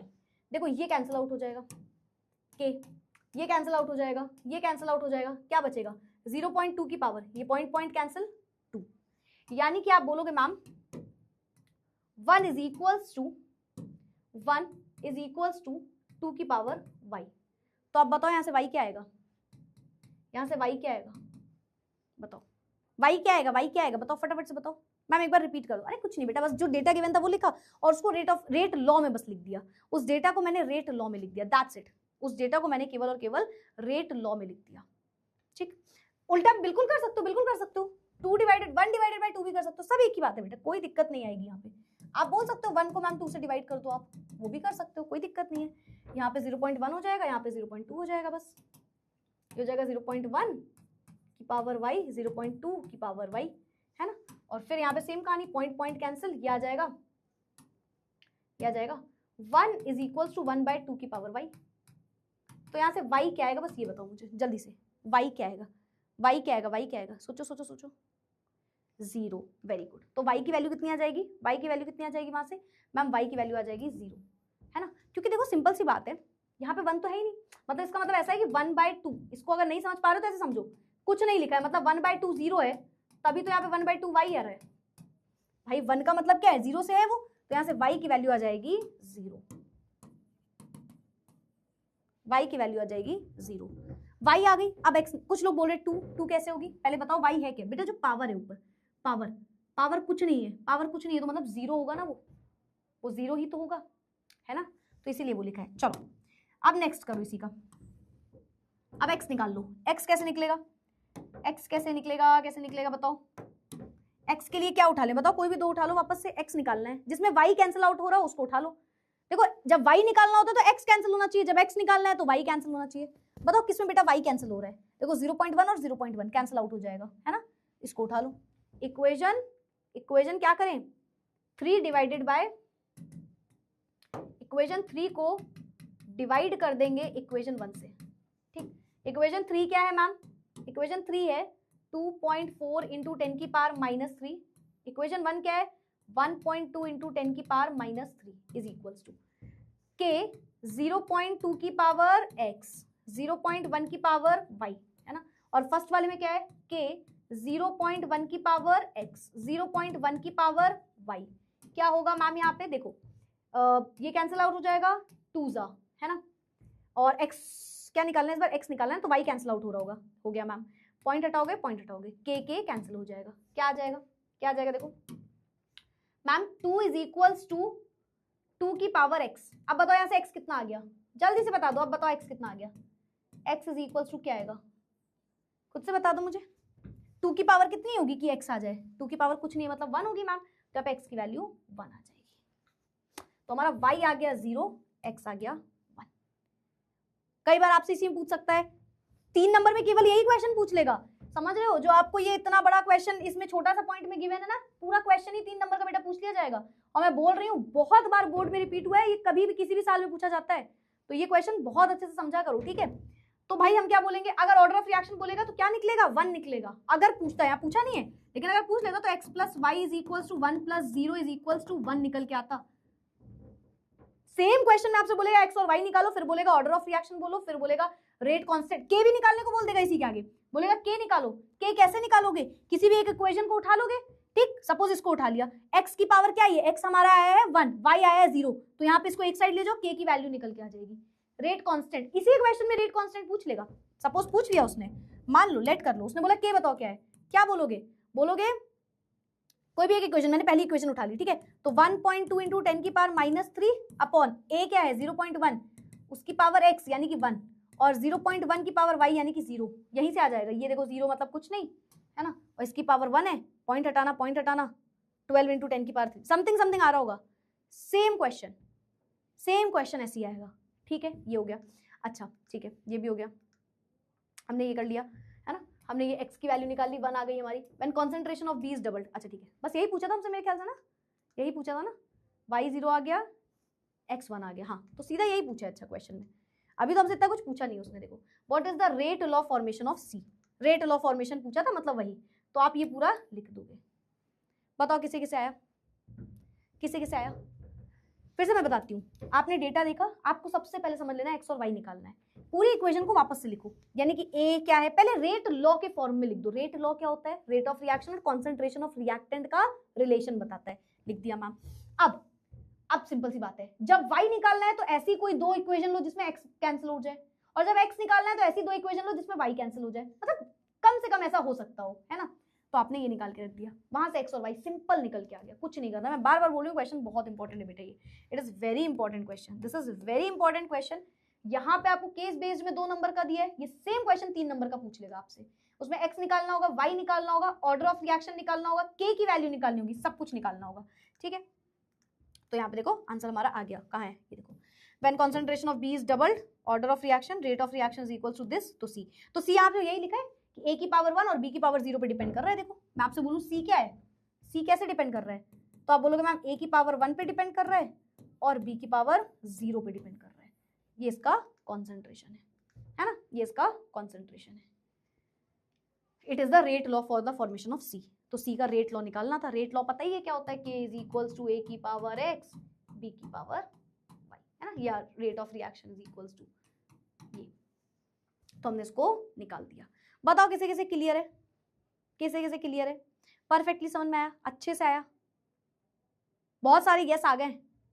मैम y वाला 0 क्यों है, एक बार फिर से बता दो। चलो बिल्कुल बताते हैं, सुनो सुनो, देखो जब हमने बोला 1/2 की power y is equals to 1, अब यहाँ पे वैल्यू निकालनी है y की, मतलब जो पावर है वो आनी चाहिए। 1 मतलब क्या है, 1 मतलब इसकी पावर क्या होगी, तुम खुद से सोचो। आपको बोल रहा है 1/2 की कोई पावर निकालनी है, तो 1/2 की कोई पावर के ही बराबर होगी, और वो 1/2 के पावर ही नहीं है, मतलब उसकी पावर 0 लगी होगी। मतलब इसको ऐसे लेट कर लेंगे, 1/2 की पावर 0 इज इक्वल्स टू 1/2 की पावर y, क्योंकि 1/2 की पावर 0 मतलब 1 होता है, तो उसका ऐसे निकला है, ठीक है। जनरली तो आपको कुछ भी पूछ लेगा, वो बोलेगा 1/2 की पावर हो सकता है 4 आ रही हो, फिर 1/2 की पावर 2 आ रही हो, तो वहां से निकाल सकते हो कुछ भी। बट इस क्वेश्चन में थोड़ा सा ऐसा था कि वहां पे कुछ दिया नहीं था, तो आप ये मान लो कि अगर कुछ नहीं दिया मतलब वो 0 पे डिपेंड कर रहा होगा, तभी तो वो 1 लिखा होगा, तो वो ऐसे लिखा उसको, ठीक है। चलो ये हो गया इसका आंसर, फर्स्ट ऑर्डर रिएक्शन बता दिया। अच्छा अब सुनो मेरी बात, इस पीडीएफ में बहुत सारे होमवर्क क्वेश्चन है, और बहुत सारे होमवर्क क्वेश्चन कल भी कराएंगे। ऑल्सो आज के क्वेश्चन में सीयूईटी के जो आपने कुछ एमसीक्यूज देखे, उसमें सीयूईटी के भी एमसीक्यूज एडेड थे ऑलरेडी, ठीक है, और कुछ सीयूईटी के क्वेश्चंस हम कल भी करेंगे, ठीक है। अब इसमें होमवर्क स्लाइड भी है, वो कुछ होमवर्क है, सोल्यूशन भी जनरली आपको मिल जाएंगे, ठीक है, देख लेना। देखो इस तरीके से है ना, शॉर्ट आंसर है, देखो show that it is following the first order reaction, show करना होगा, फर्स्ट ऑर्डर निकाल लोगे, के की वैल्यू निकालनी होगी, है ना। फिर क्या बोल रहा है, कैलकुलेट द हाफ लाइफ, देखो 3 नंबर में, शॉर्ट आंसर के 3 नंबर में क्वेश्चन पूछा गया है, तो इस तरीके से आपको टी हाफ निकालना है, 0.693 अपॉन के रख देना, ठीक है, तो ये निकल आएगा।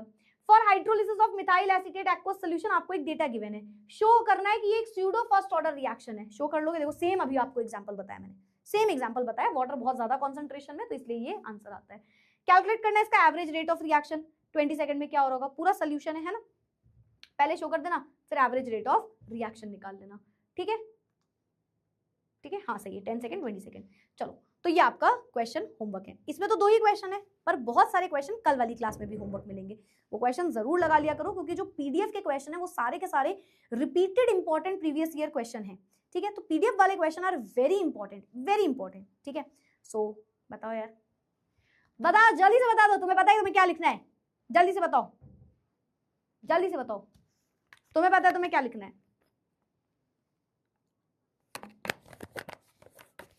छुट्टी नहीं लिखना है यार। क्लियर? आई होप सो ये सेशन हो गया होगा आपको क्लियर अच्छे से। ठीक है, कल ये चैप्टर हमारा खत्म हो जाएगा। कल सिर्फ इसका एक टॉपिक बचा है, आर्हीनियस इक्वेशन, उसको करेंगे जिससे क्वेश्चन जरूर आएगा, आएगा ही आएगा। ठीक है, तो हम आर्हीनियस इक्वेशन करेंगे कल, और आर्हीनियस इक्वेशन से रिलेटेड क्वेश्चन करेंगे। ठीक है, कल का सेशन भी थोड़ी देर का ही होगा। ठीक है, तो कल ये चैप्टर खत्म हो जाएगा। बताओ भाई, क्लियर? क्लियर? निर्भय और निर्भय प्रयोग दोनों का टेस्ट इस संडे को होगा बेटा। सॉल्यूशंस चैप्टर का टेस्ट होगा पहले आपका। ठीक है, सबसे पहले टेस्ट होगा सॉल्यूशंस चैप्टर का। आगे अच्छे समझ में? पक्का वाला जरूर से क्वेश्चन कर लेना सॉल्व। ठीक है, homework question. That's it for today, खत्म, टाटा, बाय बाय।